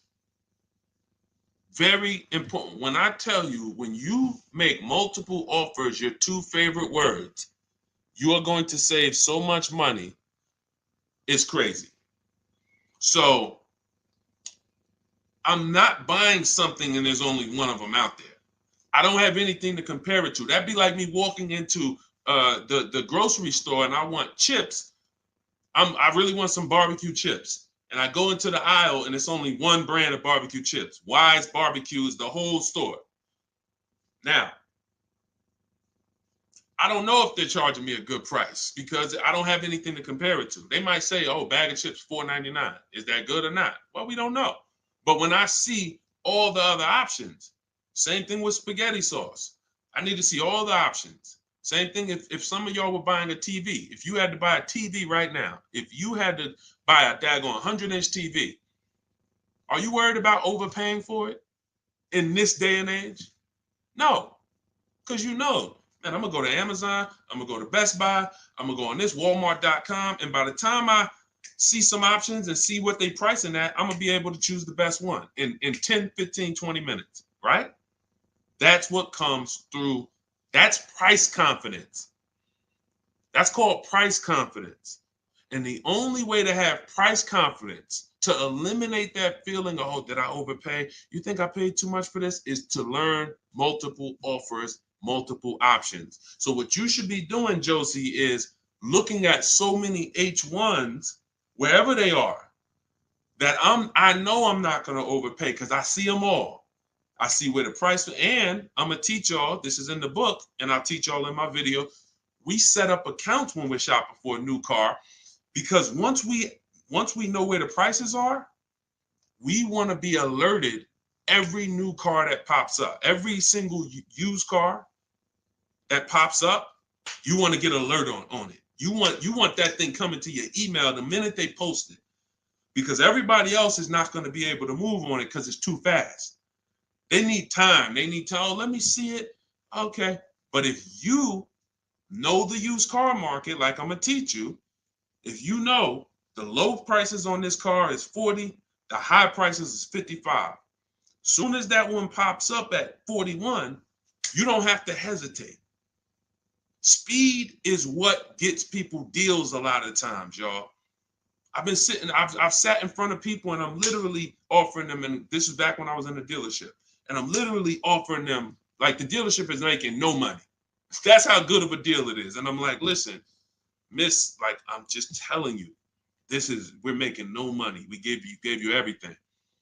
But they didn't take it. And I'm gonna tell you why. I can't blame them. They didn't have enough other offers to feel confident that what I was giving them was the best. That's the problem. So in order to have price guarantee, price assurance, for us to know that we are paying less than everyone else, we have to see multiple offers. And then in order for us to guarantee that we have not, that's just what it is. Price assurance comes through multiple offers. And then we have to get a quality vehicle. Okay. So all of this I will teach. It's hard to get, maybe like a lot coming at you at once. That's why I would love for you to get the book, Car Shopping for People That Hate Car Shopping, so you could dig into it, so you can see that everything that I teach is methodical. I don't want you trying to remember this. Get the book, take your 75% off for the launch of the book, and then dig in and you'll see, wow, he has this thing set up in systems so that I don't have to be trying to remember what to do. I don't want y'all trying to remember what to do when you're out here shopping for your car. I want you to have a roadmap, a blueprint, and that's what 7 Steps to Saving Time, Money, and Avoiding Dealerships is. Thank you, Curtis. Appreciate it. 10-4. Oh, 10-4. Thank you for the guidance. It's a rare vehicle. If it's a rare vehicle, that's fine, but you don't want to overpay for a rare vehicle. You need to see enough of them to know that you're not overpaying. You don't want to sit there. You know how many people got a rare house? Your value's down. You know, I got a rare house. So if the value is going to be down, think about it. If it's rare buying, then it's rare selling too, which means your market, when you go to sell it, if you go to sell it one day, it's not going to be huge. That's not a car you can sell in 24 hours unless you just want to blow it out price-wise. But in order for you to make sure you don't lose, you got to make sure you buy right. You can't overspend by 10, 15 grand. So just make sure any H1 in this country, you know the price of it. That's all. If I see one over, it could be all the way over on the other side of the country. If I see the price, then I know what the market is. It doesn't matter if it's over there. If they're asking 10 grand less and it's a good car, has great service records, has great title history, has great accident history, doesn't matter. That shows me that's the market price. All right. Thank you, Josie. I'm glad. Enjoy it. You're going to be able to get to any car you want. And you have so many strategies in there for later. If you're buying a used car now, it's in there. If you're going to be leasing, it's in there. If you're going to be buying, you're going to know, all right, man, I want to get a lease for my spouse. Or, hey, you know what? I'm going to get a lease for my kid. Or you just might buy everything. But sometimes you might want to buy brand new. Sometimes you want to buy pre-owned. It's all in there. Different strategies for how you get to below market deals on each one. Uncle John said, who currently has the best lease program? It's no way to tell. Unfortunately, there's no way to tell. You cannot shop. That's the bad part. That's why when we shop, y'all, it takes us about 45 minutes to an hour to find out where the market is on a car, what the best offer is. Once you get good, like I said, if you're doing it the slow way, you could call sales managers. You get one lease price, and then you call a sales manager and see if they can match it or beat it, or beat it rather. But if you want to do it the fast way, I go through the websites. I contact the dealers through the websites, tell them exactly what I want. We do this for 25 dealers. And then you use my scripts of telling them what you want by email, getting the quotes, and you'll know in a matter of an hour, hour and a half, where those offers are. But there's no other way. Because again, great deals aren't advertised. They're not going to advertise great deals. They'll advertise lease offers where they make money. Hey, bring us 35 grand. Bring us 3,500 plus taxes and fees, and your payment's $479 a month. Yeah, but you're putting down $6,000 to get there, and then no, those are not good deals. You're paying too much for a car you're giving back. So yeah, and so we'll cycle through various topics. We spend a lot. We spent a lot this hour talking about leases, talking about leasing versus purchasing, and hitting a couple things. But what y'all will see is we'll do themes kind of each hour. I'm gonna come back. I'm gonna come back for the next hour, and we'll probably still stay on it, but we'll be able to get through more questions, because as y'all can see, some of these questions require a little bit more deeper answer. Just as if you were purchasing a house. I know they've made it seem like, oh, well, let's just ask a simple question and then let's just, it should be a super simple answer. Not when we're purchasing houses, right? It's never simple when we're purchasing houses, when we're getting mortgages, when we're investing. Why would it be simple when we're buying $20,000 to $50,000 to $100,000 vehicles that depreciate, that lose us money whether we drive them or not? That's danger. You got a real lesson on the dangers of depreciation in this hour. Like, ridiculous. You drive a car, buy it, park it outside, come back in a year. Car's worth thousands less. You never drove it, never got behind the wheel one time. So when you have that type of product and you're coming into your household, it can drain you of money if you don't structure your deal in a way where you've minimized your losses. The name of the game is to minimize the amount you're losing on these cars. Cars are depreciating assets. You can't make money on them.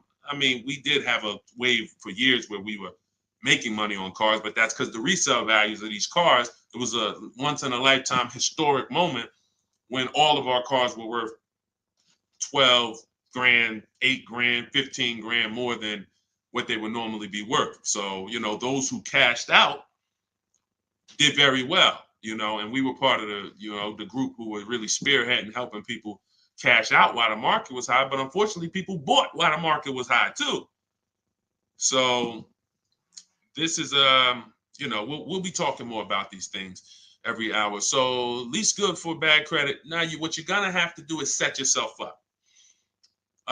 If you can't qualify for a lease and you should be leasing, then now your goal is to now get prepared to lease. That might take you a year or two. And we're going to talk about how we buy an inexpensive car to get set up for a lease. We don't go out and buy a $20,000, $30,000, $50,000 car when we know credit's not where we want it. But if you give me a year or two, I'll get myself up to a 650, 670. I'll use an inexpensive car to build a good payment history, because I'm paying more for interest because my credit's not good. So the last thing I want to do is buy an expensive car and have a higher interest rate. Now, when I go to switch out of that car in 2 years, because I'm ready to get my brand new lease, now I got 10 grand of negative equity. That's now, first it was credit stopping me from getting the lease. Now I got too much negative equity stopping me from getting the lease. These are two things we want to avoid when we're trying to set ourselves up. And the way we do it is we make sure we buy the least expensive car we could get a loan on. We want the smallest loan possible. And then we get a reliable car, and our plan is to switch out of that car in 2 years. Make the payments, pay the higher interest, but that's okay, because in 2 years, I'm driving something brand new off the lot and I'm leasing it. So that might not be the ideal car. In fact, it shouldn't be. But some people go and say, well, if I got to do that, man, I'm going to go and get the Dodge Charger with the Hemi engine, and now you're buying a $30,000 car, $25,000, and you're putting that interest on top, and now you're buried. So you're not going to be any closer to getting a lease in 2 years than you are today. We don't want that. You got to bite the bullet And if you got a ton of money, I'll show you how to get it done, and you can get a little bit of a nicer car. If you got bad credit, but you got 10 grand, you don't have to get a $10,000 car, but we need to work these things accordingly, because the key is a small loan, reliable car. That's the key. Okay. TikTok's telling me my live's going to end in 60 seconds. Okay, so we will be back. Y'all are going to see, like, this is going to be what we do, especially during the book launch. My new digital book, Car Shopping for People That Hate Car Shopping, has everything in it I teach. Y'all know from my videos on social media, I don't hold back information. But if you want everything in one place, in a step-by-step written format, this is where you get it. It's called Car Shopping for People That Hate Car Shopping. 7 steps to saving time, money, and avoiding dealerships. And that's going to allow you to take what I teach, mastering the art of shopping from home, mastering making dealers and banks bid against each other for your business, and so that you can be confident. But please make sure you subscribe so that you can get, and if you're on our email list, you'll get notifications of when we go live so that you can make sure you jump on. If you're in the market for a car, we want to make sure you are armed with everything you need to save tons of money. So thank you, we West Coast, a lot. Appreciate you. Instagram, we're gonna get y'all involved, because somehow I'm seeing some of the questions and some not. Now the questions on Instagram popping up. That is so weird. But I trust that y'all got value, because again, many of you do have the same questions. So we'll be back in the next hour. You'll get a notification if you're on our email list. Jump on. But if you get your book, I hope you enjoy it. I can't wait to hear your success stories, and I'll see you shortly.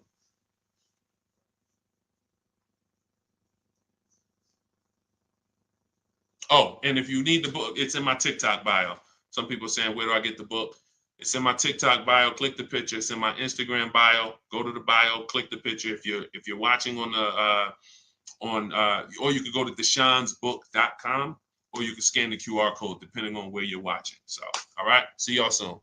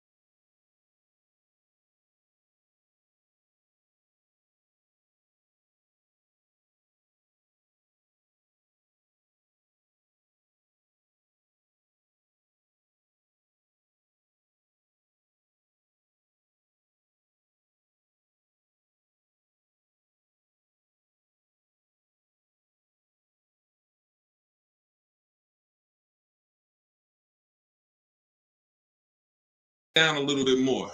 Why ask about the MSRP? This question is from TikTok. You need to know the MSRP for several reasons. If you're leasing, you need to know what percentage are you paying relative to the MSRP, because the 1% lease rule has always been based off the MSRP. If you got a lease payment and it was 1% of the MSRP, like $40,000 is the MSRP, your lease payment is $400 or less, then you basically stole a vehicle. And that rule has been around since the beginning of time. So when it comes to purchasing a used car, you need to know the MSRP, because how do you know how much you're saving if you don't know the original MSRP? How do you know how much you're saving? For instance, I bought a pre-owned Infinity truck a little over a year ago. I paid 31 and change. I knew that the original MSRP was 54,545. Without knowing the MSRP, I wouldn't know how much I was saving off the original. And that's the only thing that's really important when you are shopping for a used car and you're trying to make sure you're getting a great price. There's other things you got to be concerned. There's 2 main things when you're buying a used car. Got to make sure you're getting a great car. You need a quality vehicle, That has nothing to do with price. Then the second thing is you got to make sure you're getting a below market deal and make sure you're paying a great price for it, in which case you must know the MSRP. Great question. Great question. All right, we got Dolan. Dolan will be bringing in questions from all platforms. We're live on TikTok, Instagram, YouTube, and Facebook. So just start typing your questions, and we're going to get to as many as we can in the hour. And, you know, if you have a follow-up question, I'm just going to try to blitz through. So you can certainly throw up the next question whenever you're ready, Dolan. I'm 8K under. My credit is challenged. My car is in danger of getting repossessed. What do I do? All right. This one's also from TikTok. I'm 8K under. What do you mean 8K under? I'm probably underwater. I'm going to assume that means you're underwater, negative equity. If that's the case, then what you want to do is you want to get the, so you're at negative equity, but then you're also behind on payments. I mean, you got to catch up on the payments. I mean, you could try to refinance. You're going to have a hard time. Negative equity, you can't sell it. If you had positive equity, you could sell it. You gotta make money. It's grind time. Like you know, there's certain things in life where we have bills, and the only situation we can do is pray and go and make money. You know, without money and bills, anyone's going to, you know, and this is a hardship, but this is without money or somebody to help you. I can't think of anything. You have a payment due. So, you know, the best thing you could do right now is to focus on how you can make some money so that you can pay the car. Negative equity isn't the biggest problem. The biggest problem is the car is in danger of being repossessed. If the car gets repossessed, now you got to start over. It's not the end of the world, but you're certainly going to have to start over because you're gonna have a repossession on your credit, and you're gonna have to buy a car with bad credit. I would be trying to rebuild my credit. That's what I would be trying to do. Make money, and if the car gets taken, you got to start rebuilding your credit. Follow Shonda Martin. She's a great resource on all these platforms. And but yeah, man, money answers to all things. Book of Ecclesiastes. So figure out how to make some money, man. Work overtime, double shift, second job, start a business on the side. As long as it does, you got to make some money. Can't make car payments without money. So go ahead, Dolan. Wish you the best, man. Keep me posted. This one's from Instagram. On a 3-year-old used car, what percentage from original MSRP should I be looking at for a price point? It goes by comparison. You should be compared. Without something to compare it to, you won't be able to see the actual, what the discount should be. You need something to compare it to. We do these live shows. You know, we got a couple hundred people on here already. The goal is to figure out through comparison shopping what you should be doing and what you should be paying. Hold on one second, y'all.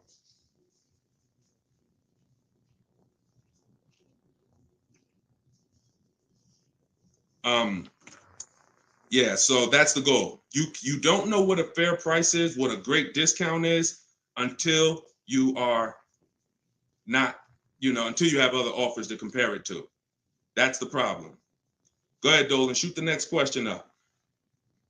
Like, I didn't know that 42% off my Infinity that I got was a great discount until I compared it to the others. I narrowed it down to 4 choices, and then 3 of them were not as big of a discount. And, one of them was, most of them were in the 30s. This particular one was a 42% discount off the original MSRP. Go ahead, Dolan. Oh, this one's TikTok. How do I get the lease rate down?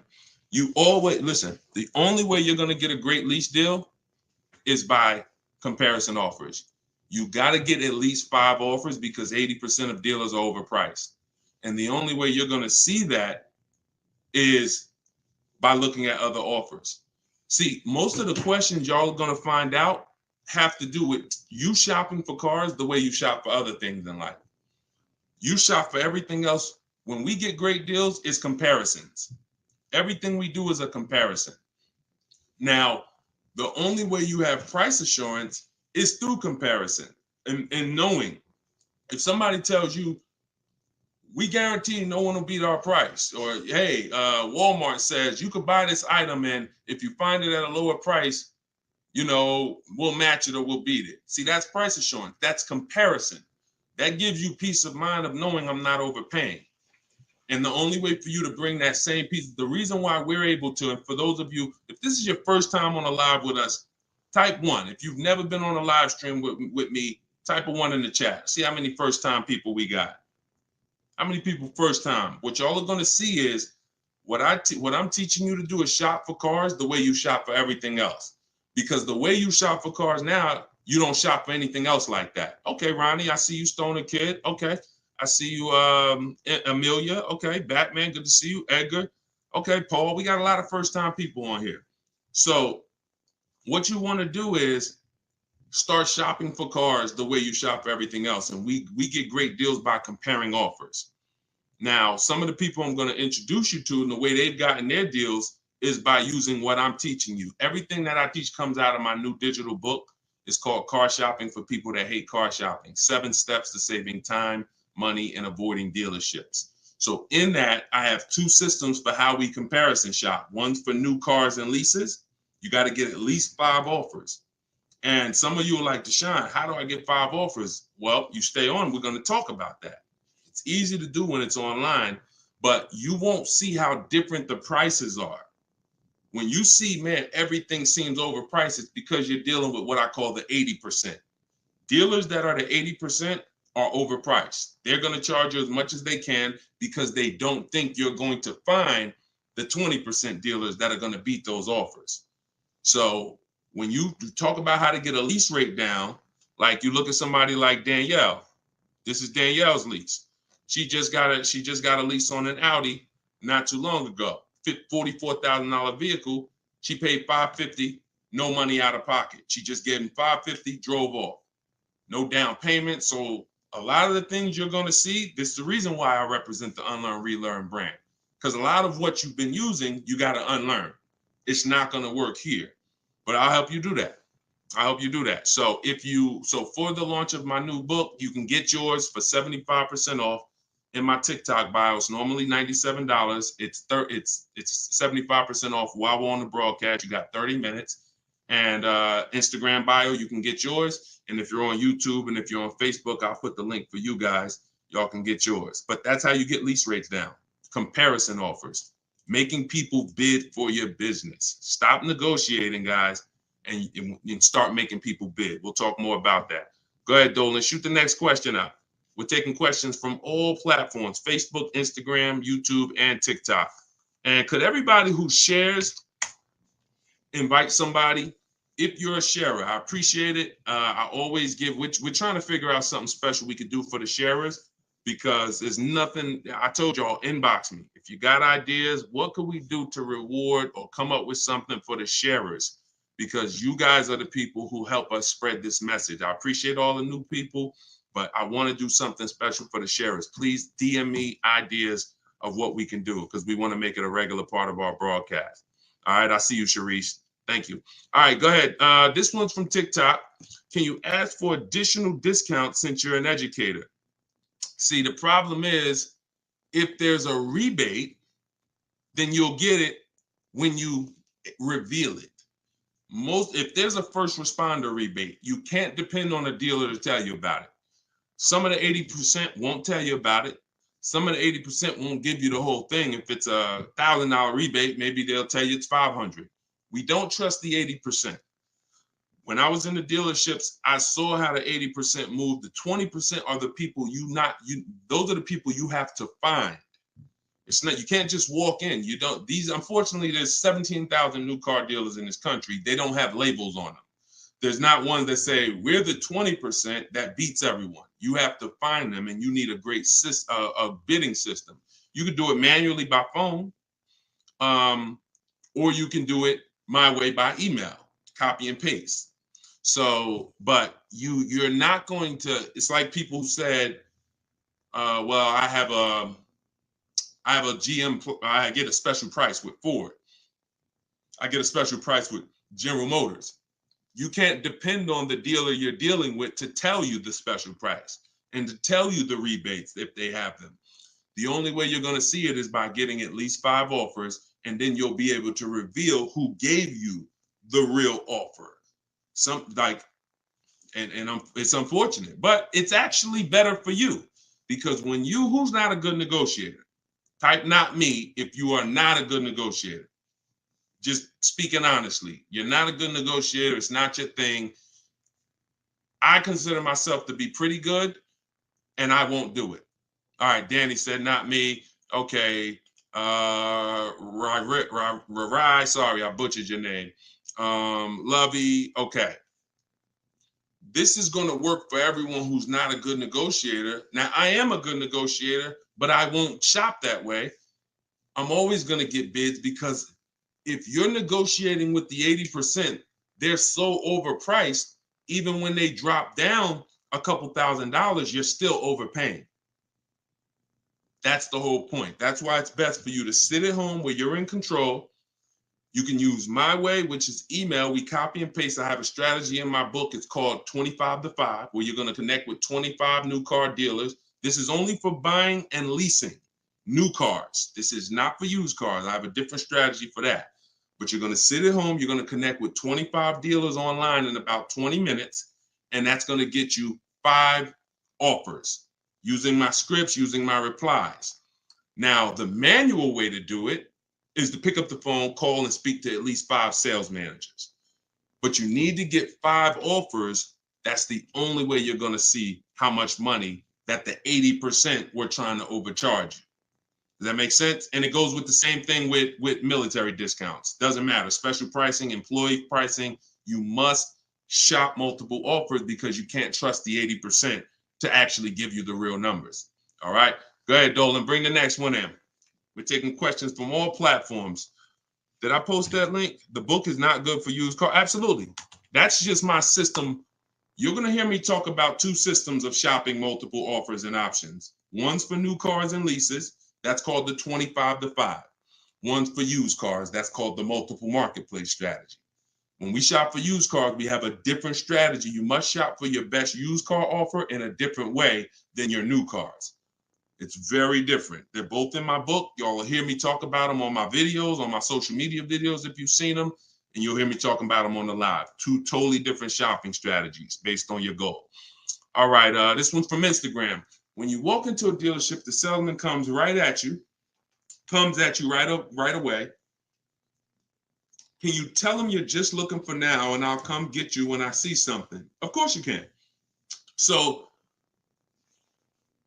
using what I'm telling you, you should not spend more than 30 minutes in a car dealership ever.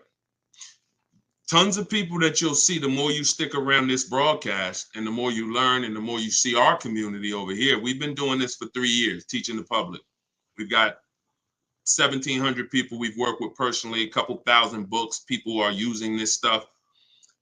It's not just the saving of money, it's time. You shouldn't be in a dealership if you're not there to test drive, or if you're not,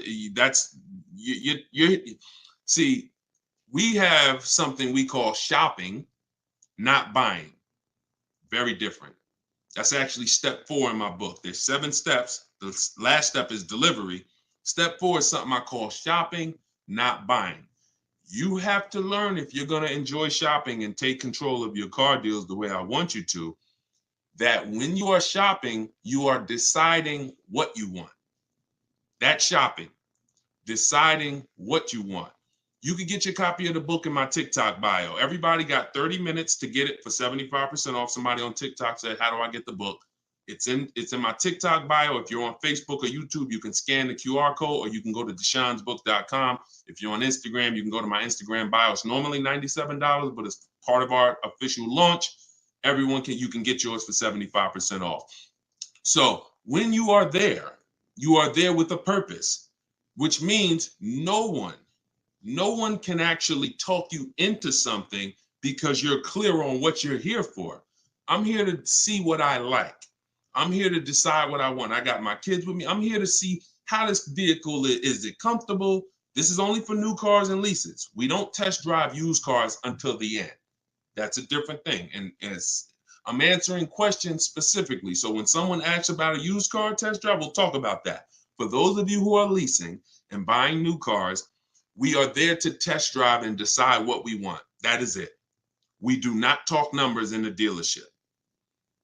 Listen, I want y'all to remember this. You will never, using what I'm telling you, you will never talk numbers in the dealership. If you are coming there to see a used car, the deal is made already before you get there. Your numbers, everything should be established online.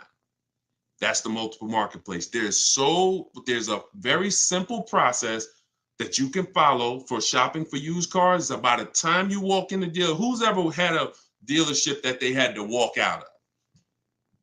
If you've ever had a dealership where you had to walk out of, type me if you've ever walked out. Somebody wasted your time. Somebody tried to, whatever. You went there and you're like, man, I'm leaving. This isn't good. I'm glad you did that, but I want you to get to the point where no one can even waste your time. That's what I want you to get to, which means every time you walk in a dealership, for a used car, the deal is made. You're just there to test drive it, verify everything you did online. We'll talk about this. And then you're taking the car or you're locking up that deal, not taking it because, you're locking up the deal. Now, with a new car, you are there to test drive only.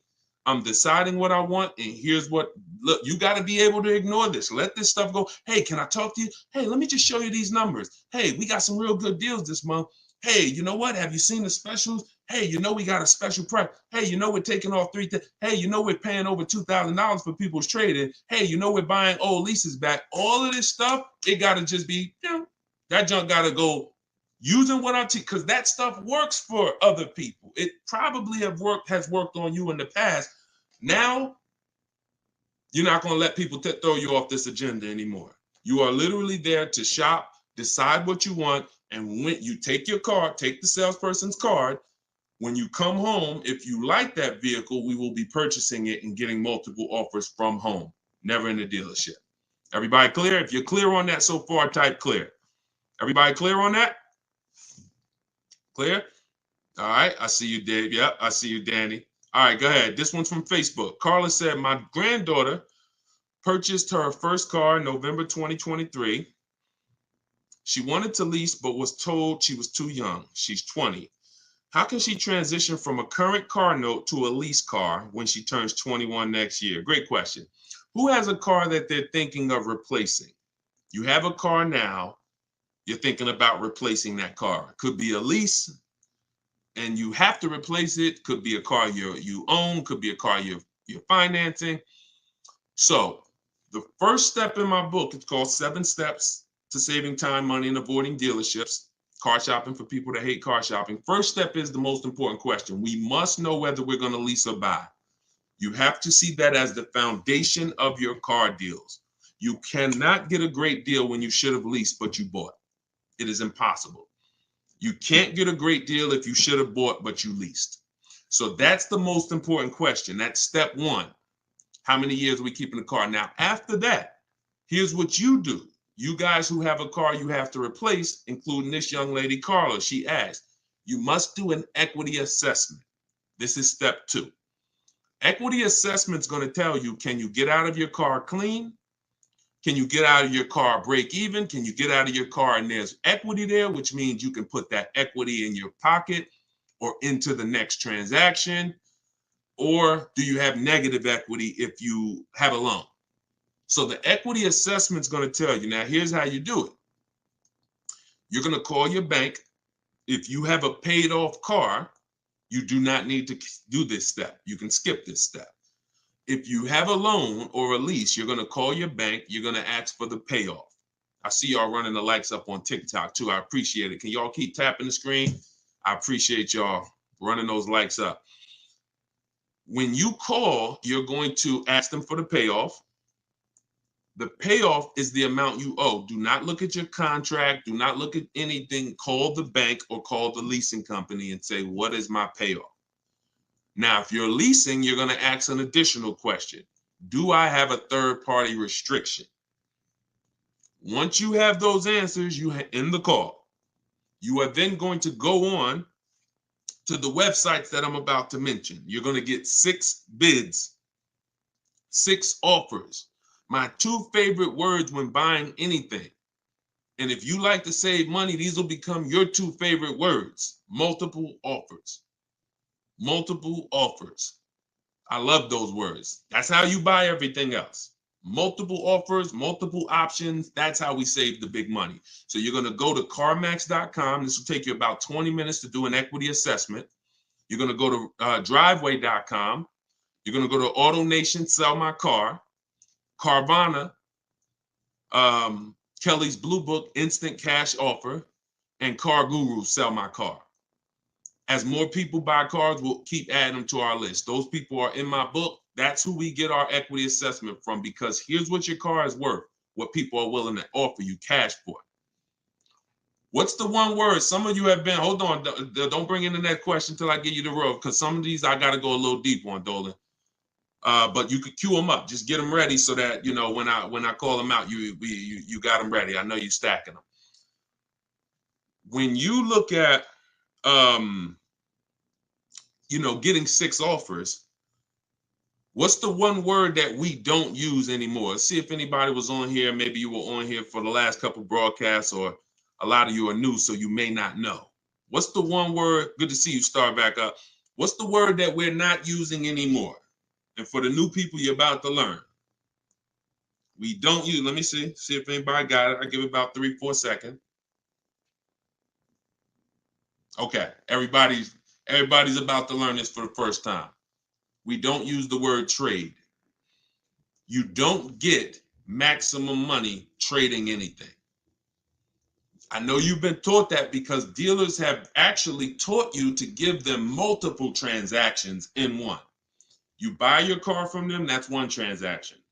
You sell your car to them, that's another transaction.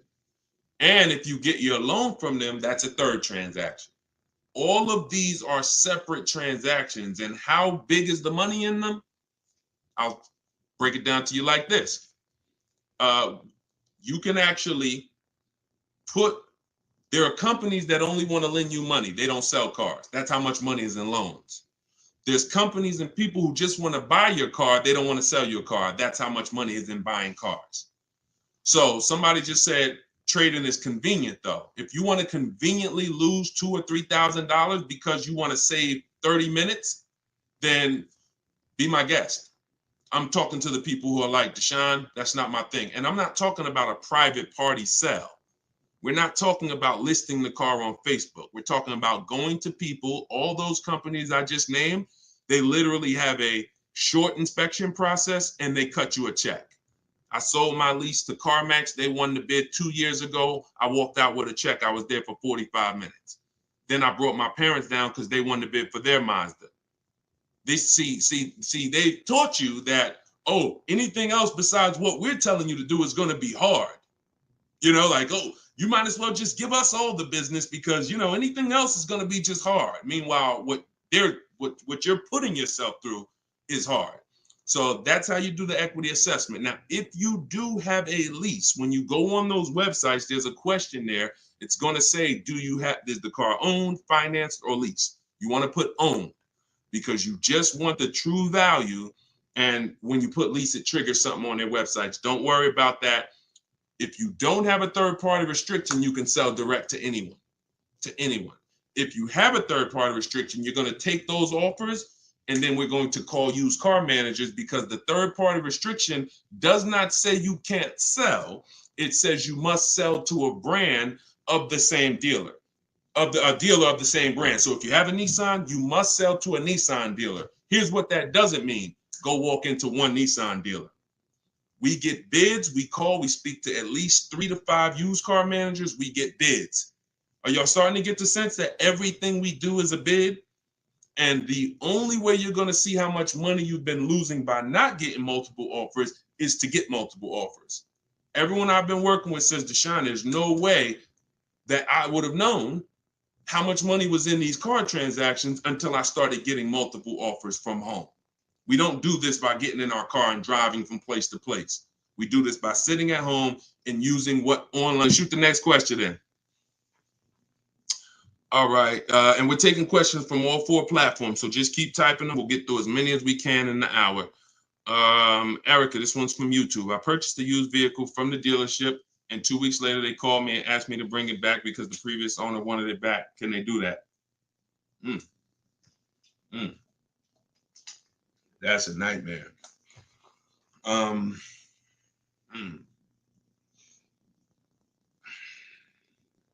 Y'all hear that question? Erica purchased a used vehicle. 2 weeks later, they called, asked to bring the car back because the previous owner wanted it back. So it's less about your transaction, and it's more about if the transaction with the original owner was legally closed. If they left the transaction open, now if I'm you, do you have your paperwork? You have all your loan? And here's the most important thing. Has the loan been funded? Is there a new loan attached to that vehicle under your name? Are they in the process of registering that vehicle under your name? Now, here's where you could be dealing with the crap that the 80% of dealers who are scumbags. This is what they do sometimes. They'll take a car from a customer. They're waiting for the title. They technically don't have the legal right. They have the legal right to sell the car, but there's a loophole there probably because they haven't gotten the title from the owner. And if the owner comes in and says, you know what, I changed my mind, and the owner's holding the title. But what I would do if I'm you, somebody got to call me. I want to look at your paperwork. If you have a loan, Erica, whatever bank you're going through, I would call them, and I would call if the bank knows you and they've established an account number for you, and they're like, yes, Miss Maxwell, we know you, then I'm holding on to the car until somebody comes and pries it from my hands because I have a legal right to this car. There's a loan under my name. You have my money. You have started this process. If none of that's in place, then, and it sounds like, it sounds like you dealt with a scumbag dealership, but that's what I would do. I'm not just giving up the car because you said, oh, the owner wants it back. The old owner wants it. That's not my problem. You made a deal with me. I have paperwork that is binding, and you work that out with the owner. Because that happens sometimes. Dealers do some crappy stuff, or dealers don't cross their T's, dot their I's, and then and then the owner comes in, the original owner who traded the car. That ain't got nothing to do with who you sold that car to. That car is on the road, and there's a loan attached to it, or there's been cash paid for it. Now I'm holding on to this car until you legally show me that I need to release this car, and I might call a lawyer and see, can I get some damages out of this? Like, this is just, God, the 80%, we got to put them out of business. And the only way you get these wolves out of business, y'all, is you got to starve them. I'm telling you, the more people that shop online, when you learn how to shop online the right way, people like this won't be able to exist. But because most people are still going in the old way shopping, giving them a chance to do this, keep me posted, Erica. It sounds like it's a terrible situation, but please keep me posted on that. Go ahead, shoot the next one in, Dolan. This one's from TikTok. What's the best practice for buying a car after bankruptcy? If the bankruptcy's been discharged, start rebuilding your credit. I've seen people who went through a bankruptcy. Once it was discharged, they started building credit immediately, and they were up to a 700 score in a year.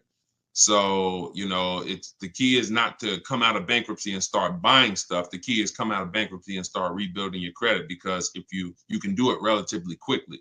Everyone should be following Shonda Martin. Some of you may know her. She's all over all these platforms. She does what I do, but she does it for credit. She'll do lives. The girl is brilliant, and I tell everybody about her. But that's the whole thing. You should be rebuilding your credit. You can do it quick. Get yourself up to a high 600-700 score, and then go and get a car. That's what I do. Go ahead, Dolan. Shoot the next one in. It's another one from TikTok. How do you feel about buying a car with a credit card? I don't. Credit cards are 20-something% interest. I don't carry a balance on my credit cards. Shonda doesn't recommend carrying a balance on her credit cards because the interest is exorbitant, and we would never buy a car with a credit card under any circumstances. Instagram. How do I keep my credit score from taking a hit each time I shop for a vehicle? Okay, good question. Let's go into detail on something I call the bank bidding war. Okay, this is something that I'm sure, unless you guys have been on here before, you've probably never heard. So you heard me say everything is a bid, right? So the same way we make dealers bid for who wins our business, who's going to sell us a car, same way we make the companies bid on who's going to buy our car, this is the same way we make banks and credit unions bid. 1 point on an interest rate on a $30,000 loan could be $1,000. So we're looking, so we take interest, we take shopping for car loans as serious as we take getting bids for the new car. There's thousands of dollars in loans. Remember what I said about 15 minutes ago? There's people who just want to give you a loan. That should tell you there's a lot of money in loans. They don't sell cars. So if there's a lot of money in loans, you're going to see this isn't about relationships. You're either going to be a relationship person or a money person. If you want to be a relationship person, type R. That's going to cost you money in what I'm telling you. If you want to be a money person, if you want to save all the money that you should be saving, type M. That's going to come at an expense of relationships, because your bank is not your friend. They're in the business of making money. All right, I see you, Jennifer. I see, all right, a lot of people typing M's. Listen, if you used to go to dinner with your car salesman, invite them to the barbecues, that's going to change when you start getting bids. Unless he just wants to compete. If he's willing to compete, then it won't change.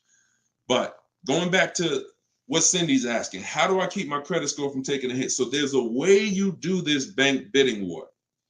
There's 3 rounds to it. 3 rounds to it. The first thing we're going to do is check to see, are there any special interest rates for the car we're shopping for? Because if the bank is offering you 0%, 0.99%, this will only come from the company that makes the car. This won't come from a bank or a credit union. When you see 0%, 0.99%, it's like a finance rebate. It's like they're incentivizing you to finance, giving you very cheap or free money to use. No bank can compete with that. So the first thing you're doing, whether you're shopping for a new car, used car, is checking there. That's round 1 of the bank bidding war. Because if you do see that, there's no other reason to let anyone run your credit. That's what I'm getting. I'm going to get the 0%. I'm going to get the 1.99. Now, if that doesn't exist, now what we're doing is we're shopping for our car, and we're going to lock up our car, get our offers. No one needs your credit. When you're getting offers the right way, no one needs your credit to give you an offer. That's a lie. Deshone, they told me they did. They lied to you. What I tell you about the 80%? The 80% lie. Straight face. Look you in the eye. So we're going to get our offers. Once we find the best offer in the market, we reserve the car. We take that buyer's order. We come home. And now we're going to let tons of people run our credit. Isn't that going to make it go down? Here's how the bank bidding war works, and you can Google this. The credit bureaus allow you to have multiple people run your credit within a finite period of time. Experian has an article on this. They say between 14 and 45 days. If you're letting all these people run your credit within this period of time, what it looks like to the credit bureaus is you're rate shopping. You're rate shopping. They're not going to penalize you for rate shopping. They will penalize you from going to dealer, letting this dealer run your credit, letting this, oh, I'm trying to buy this Chevrolet. Oh, let run my credit. And then here I'm at a Nissan dealer. Okay, I'll take the Nissan Altima, letting them run your credit. You'll be penalized for that. That is not what I'm telling you to do. I'm telling you, don't do that. So when you get your car, you're bringing that home, and you're going to call your bank. You're going to now call your credit union or go on their online portals, and you're going to go to every online lender. I have some listed in my book, Lightstream, Community Credit Union, and you're going to let all these people make offers for you. Because who's seen a case? This is another reason this works so well. Who's tried to reach out to their bank or their credit union to get a rate, and they say you have to have a car first? Who's had that happen? You're trying to get a rate, and they say, well, we can't get your rate. We need you to give us the details of the car first. So now you're trying to make up what you think you're looking for. Yeah, I'm looking for. No, it's because it's not designed to work that way. It's designed to work where you get your paperwork, get your buyer's order, has all the numbers on there, has the year, the make, the model, what you're paying, how much you need to borrow, and then you're calling your banks and credit unions. This is round 2 of the bank bidding war. So you're going to let all those people go and compete. Now, whoever wins that round, you're going to call the dealer the next day and you're going to say, hey, I got 6.29 from my credit union. But if you guys can beat it, then I'll do the deal with you. This makes the whole price. See, everything I'm telling you to do, if you follow what I'm telling you, the process is easy. You never got to lie. All of those people who taught you how to buy cars and you got to lie, don't tell them you got to trade, don't tell them this, you'll never hear me teach you. You don't have to lie. And the dealers will enjoy working with you to 20% because you're now giving them an opportunity. And it's very different, y'all. When you got a car, when you have a finance manager who's trying to beat the rate you got, here's the difference. And we'll get ready to queue up the next question, Dolan, not yet. Here's the difference. When you don't have a finance manager trying to bid and beat what you have, they're going to their banks and they're asking the salesperson, what's the most you think they'll pay? What's the highest rate you think they'll pay? All right, quote them at this, and then let's see if we can negotiate on the rate. That's what it is when you don't have an offer. But when you give them that, when you found your car, locked it up, and then you call the salesman or you call the finance manager and say, hey, I got 6.29. If you can beat it. Now, here's what they're doing. They're reaching out to all their 10, 15 banks and saying, let me see if I can beat this rate. Very different. And only one or two things are going to happen. They're either going to call you and say, hey, look, I tried my hardest. I can't beat the rate. Thanks for the opportunity, but you got a great rate. In which case, you have something that we want, which is, who knows what we want? When it starts with a P, this is when we guarantee we paid the best price for everything. Who remembers? Well, I can't say who remembers because we get new people on this broadcast every day. I swear. All right. Price assurance. So when y'all hear me say price assurance, what that means is you don't drive off anymore hoping you got a good price. Talking to your spouse, hey, you think we could have did better? You think this interest rate was too high? Could we have got a better interest rate? No. Price assurance means you guarantee you couldn't have paid a lower price for the car. Nobody could have paid because you got bids. Nobody could have gave me a lower interest rate because I got bids. Nobody could have gave me more for my old car because I got bids. That's the only way we get price assurance. And all of this is done while you sit at home. So this is in my book, Car Shopping for People That Hate Car Shopping, 7 Steps to Saving Time, Money, and Avoiding Dealerships. If you want everything I teach in one spot, it's there.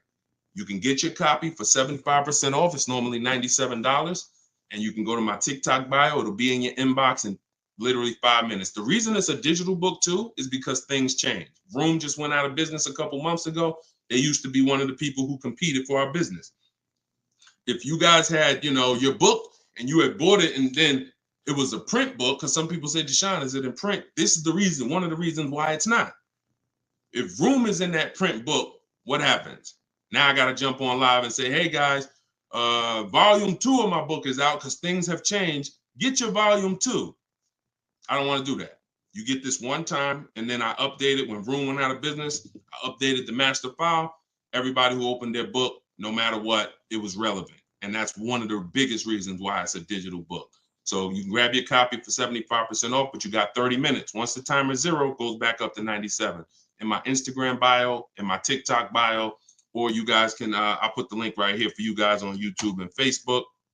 You can go to deshonsbook.com. Oh, wait, I put the wrong one. I put it in my bio here. All right, Dolan, you can queue up the next question. Keep typing your questions, y'all. We got some more time. We're going to try to get through as many as possible.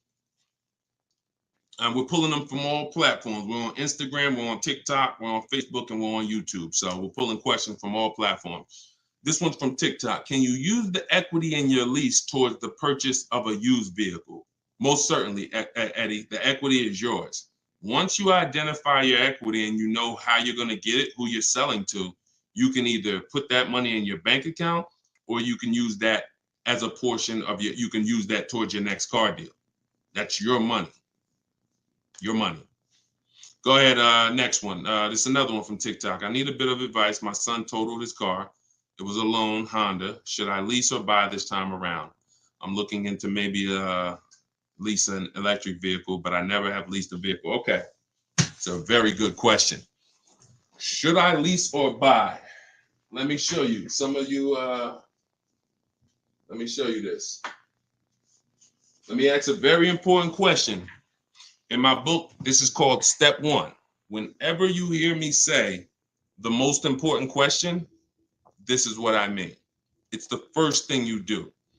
When you want to buy a car, when you like, hey, I'm thinking about a car, this is the first question you ask yourself, and it's the most important question. How many years are you keeping the next car? Come on in, and everybody type your comments. Keep that question up, Dolan. Everyone who's car shopping and who will be soon, how many years are you keeping the next car? Lula, if you just jumped on, I don't come to dealerships because we shop online. So there's no way for me to come to a dealership with you. If you stick around, you'll learn how we shop. There's no reason for you to need somebody with you when you're in your house making car deals. Everybody answer. Everyone who shop, I want you to actually think about this. How many years are you keeping in that car? We're answering that question, Rob. Just tap into the broadcast and what I'm answering before you, because we're literally answering the question someone just asked, should you lease or buy? And the more you stay on the broadcast, because many of you are in the same situation, the more you're going to see someone's going to ask the same question as you.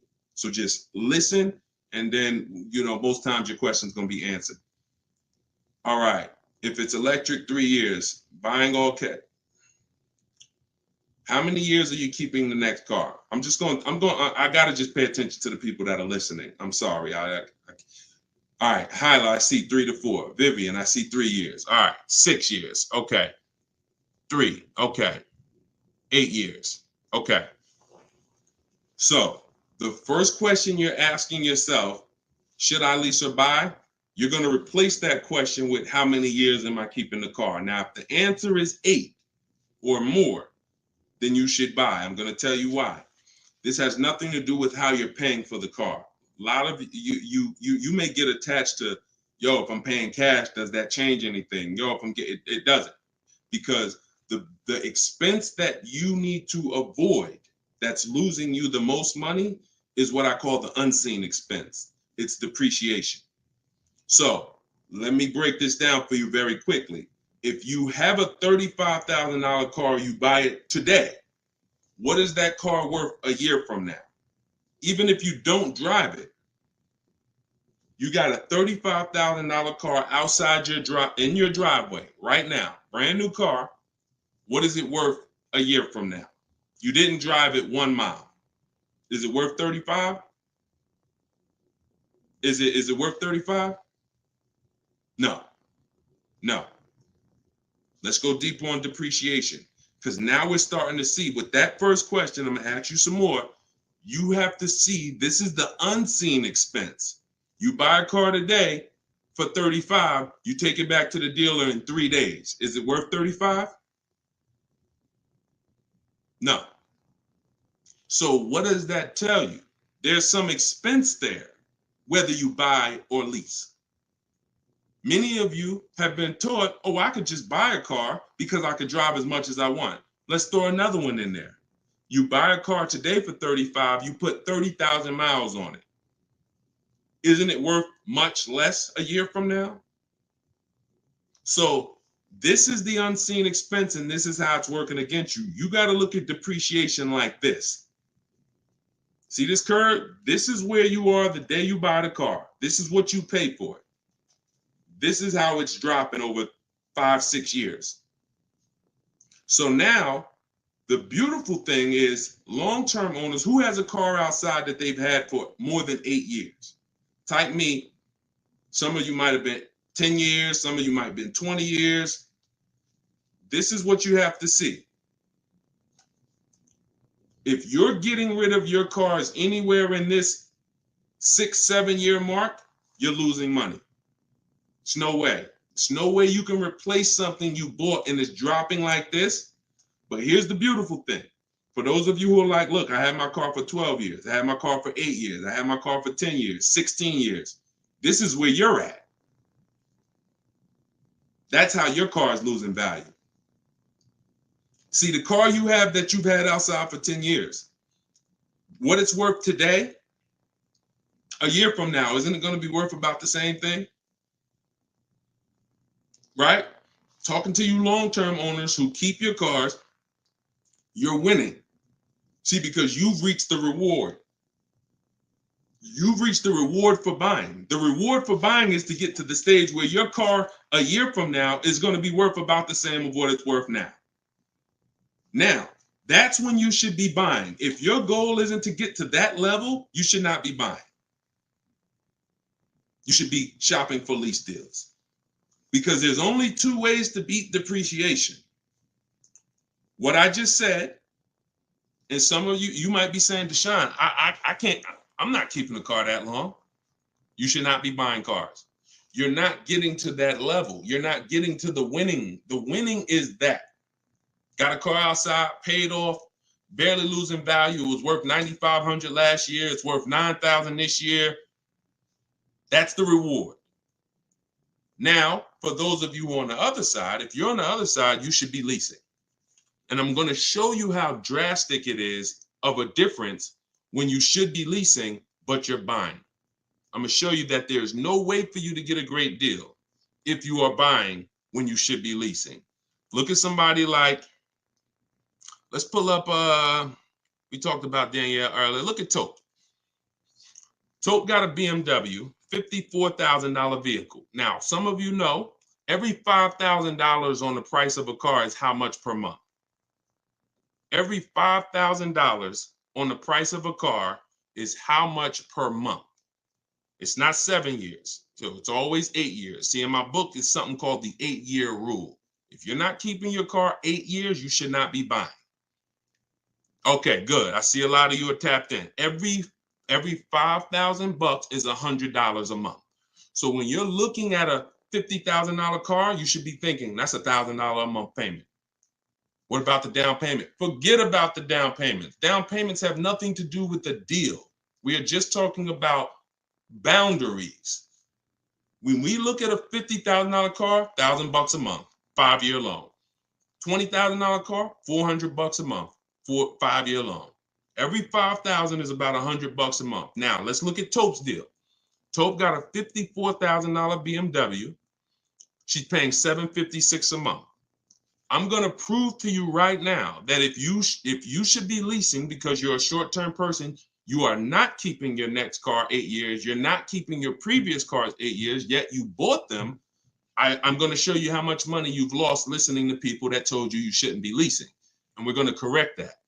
So Tope got a deal, shopping multiple offers the way I teach. She got multiple offers. She got $690 a month. That's a 1.26% lease.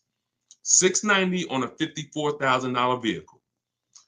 So let's say we're going to break down real quick 3 different ways to get this vehicle right here that she got. One is the way she got it, leasing, because she's a short-term person. Now let's say somebody says, Deshone, I'm going to buy that car.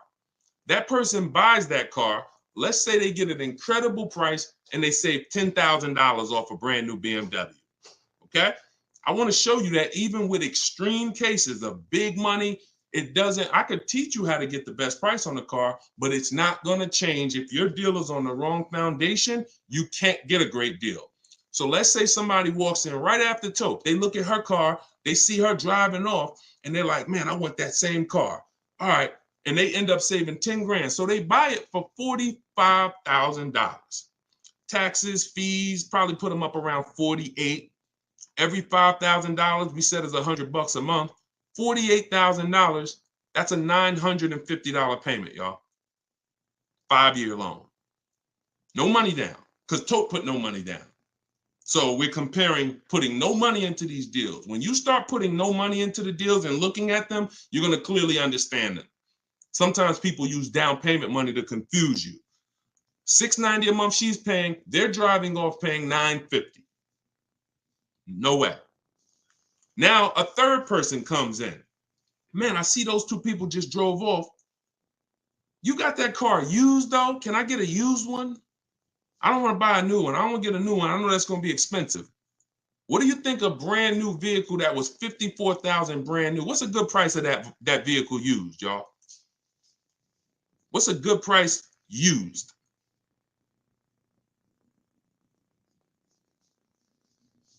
I want to hear it. Somebody throw something out. 40? Okay. 40? I'm going to take the lowest number. This is how it's going to, I mean, it's not going to be 30. Okay. A $54,000 vehicle.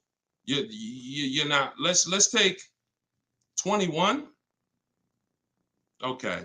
No, all right. I can't, we gotta use like real answers. So you're not getting a $54,000 vehicle. Oh, maybe I should preface 3 years old, right? Let's say 35. Let's say 35, right? That's pretty conservative.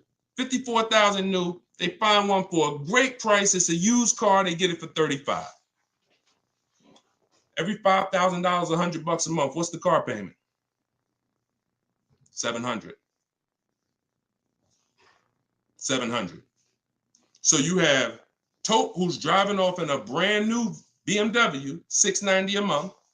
You got the person who bought thinking it saved $10,000, got an incredible discount, $950. And then you got the person who got a 3-year-old BMW. Warranty will be up next year. They're going to be on their own. They're paying $700. That's what I mean. I told you I was going to make it very clear for you that when you should be leasing, you cannot get a great deal. I don't care how much money you save off the car. I don't care if you buy a used one. When you should be shopping for great lease deals, you're not a long-term person. Now, here's where both of those people can beat Tope. Both of those people can keep their cars 8 years, long-term, pay the cars off. Now, we see them down the line, and now they're winning. And it's not that Tope is losing. It's just that they've all won now. Everything when you purchase cars, when you get to this stage, if a person bought that car and they're at this stage now, I had this BMW for 8, 9, 10 years, and it's not losing any value anymore. Oh, you won. That's the reward for buying. But if you're not going to get there, you're losing by not leasing. That's the leasing versus buying. I call that the most important question. It's the first question. When you open my book, it's step 1. How many years are you keeping the next car? That is the first thing you ask yourself because it's the foundation of your car deals. So everything that I'm teaching you is out of my new digital book, Car Shopping for People That Hate Car Shopping. 7 steps to saving time, money, and avoiding dealerships. Step 1 is the most important question. Step 7 is delivery. So by the time you get to step 7, you're either having your car delivered or you're picking it up. This is not a book you read and then you go take a test on it. This is an action guide that gets you closer and closer to your vehicle. And when you get to step 7, you're taking delivery. So you can get it for 75% off. Get your copy. Get your 75% off in my TikTok bio, in my Instagram bio. It'll be in your inbox in literally 5 minutes. If you're on YouTube or Facebook, you can scan the QR code or you can go to Deshone'sBook.com. All right. I love talking about this. Go ahead, Dolan. We probably got time for 2 more. Bring in 2 more, Dolan. Bring in the next one. And then we'll wrap. Yep. I drive too much to lease. See, hold on. Before you say that, you got to be very careful making statements. And I'm going to be honest with you, y'all. I will put what I teach and I put my people who learn from me against anybody shopping for cars. Because once you get this and once you get how to shop, you'll be able to do this in 60 minutes. You'll be able to get great car deals in 60 minutes. But in order for you to win, the best thing for you to do is ask questions here, not make statements. All right. This one's from TikTok. Can you use the equity in your lease toward the purchase? Oh, yeah, we got that one already, Dolan. We did that one. Shoot the next one up. This one's from Instagram. How do you compare car prices if the model has different options and packages? Are you talking about new cars or are you talking about used cars? Let's just break down them both. How do you compare car prices if the model has different options and packages? The way we compare lease offers, we look at them from percentages. See, prices can change, but percentages don't. If I got a $40,000 vehicle and I'm paying under 400, that's a 1% lease. We call that a steal. If somebody offers me a $42,000 car, if it's 1%, then that's $420. That's why we go by percentages. Same thing with used cars. When we're looking at a used car, I need to know what the original MSRP was. I'm going to get this from the Carfax. I'm going to get this from, there's a site called With Clutch. Carfax has an agreement with a couple manufacturers where they have the window sticker there.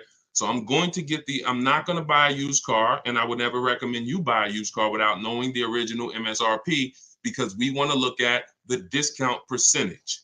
So example, my Infinity truck I bought, it was $54,000 brand new. The other three that I was looking at, one was 52, one was 48, one was 46. So when I compared the discount off of the new price, this one had the greatest discount off the new price. Therefore, it was the best offer. And that doesn't matter that it had more options than everything. It also had a greater discount percentage wise.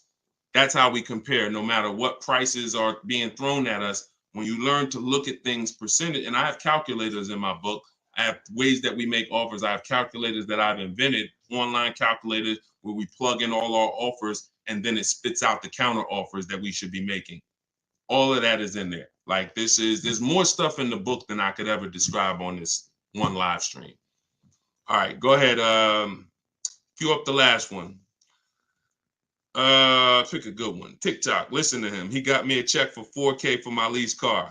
I said pick a good one. You picked a good one. Listen, a lot of people, and I'm glad. Congratulations on that.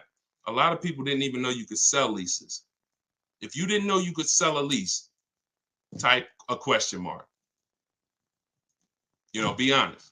If we're honest here, this is how you're going to win. Because at some point, this person right here who just said I got $4K selling my lease, at some point, they didn't know you could sell a lease. But once they discovered it, they're like, okay, I'm going to tap in. I'm going to follow what he says. And that part of their transaction's 4,000 richer. Forget what they bought. Forget how much they got off the car. Just that part is 4K. So all of you who said I didn't know you could sell a lease, think of how much money you have left on the table returning leases to dealerships without doing an equity assessment. So we must do it. So I'm very big on getting this information out. Y'all can get it any way you want. You can go through all my social media videos. As you can see, those videos are made for different types of people. Some of you are high mileage drivers. Some of you are, going to be leasing. Some of you have negative equity. Some of you are going to be purchasing new. Some of you are going to be purchasing used. Some of you are going to be paying cash. So you can go through the social media videos and piece the ones together that's for you. You can also hop on these live streams, piece the information together for you, or you can go and grab your copy of my new book, Car Shopping for People That Hate Car Shopping, 7 Steps to Saving Time, Money, and Avoiding Dealerships, and you can just have the whole playbook. And the playbook is in there for everything. So if you're leasing now, it's in there. If you're going to be getting your spouse a car, it's in there. I can't tell you how much the book is going to make you. You'll tell me. Maybe 10, 15, 20 years, you'll tell me, this book, Deshone, this book has saved me $20,000. Because the more cars you get, the more your money you're going to save, even if you're going to get one. But I just want you to have the information, get it how you want it. You can get 75% off your copy as part of our book launch in my TikTok bio. Click that link, and then same thing in Instagram. Click that link and then click the button that says get 75% off my new book. But it's only for 30 minutes. After 30 minutes, price goes back up to $97. $24 is better than $97. So, and I'll put the link one more time for you guys on YouTube and Facebook. You can click this link here that says Deshone's book. I just posted it. Or you can scan the QR code. If you might be watching us on a television, you can just scan the QR code with your phone, grab your 75%. So this is what we do. Whenever you see me live, I'd encourage you to invite a friend, tell somebody. If you see a coworker and they're like, man, I got to buy a car soon, invite them to one of our streams, because we get very, very detailed about showing you all the money in your car deals and making sure you know what you're doing. Please, if you're not subscribed to us on YouTube, we got a lot of things coming to YouTube. We're going to be time stamping these questions in future episodes so that you can easily navigate through previous episodes and find your answers. So everything is Deshone the Auto Advisor. Make sure you subscribe to YouTube because we got a lot of stuff coming there. But other than that, have a great day. I'll see y'all in the next broadcast. Everyone who got the book, use it, win with it, and make sure you DM me or email me your success stories. I want to see your deals. Email me your deals, not just your cars. You're going to love it. Once you start making deals and you're confident with the money, you're going to be so excited about sharing the numbers, you might forget to tell me what car you got. You know, Deshone, look at this price I just got. Oh, by the way, it was on this car. You know, so that's what we want. All right. God bless y'all. I'll see you soon.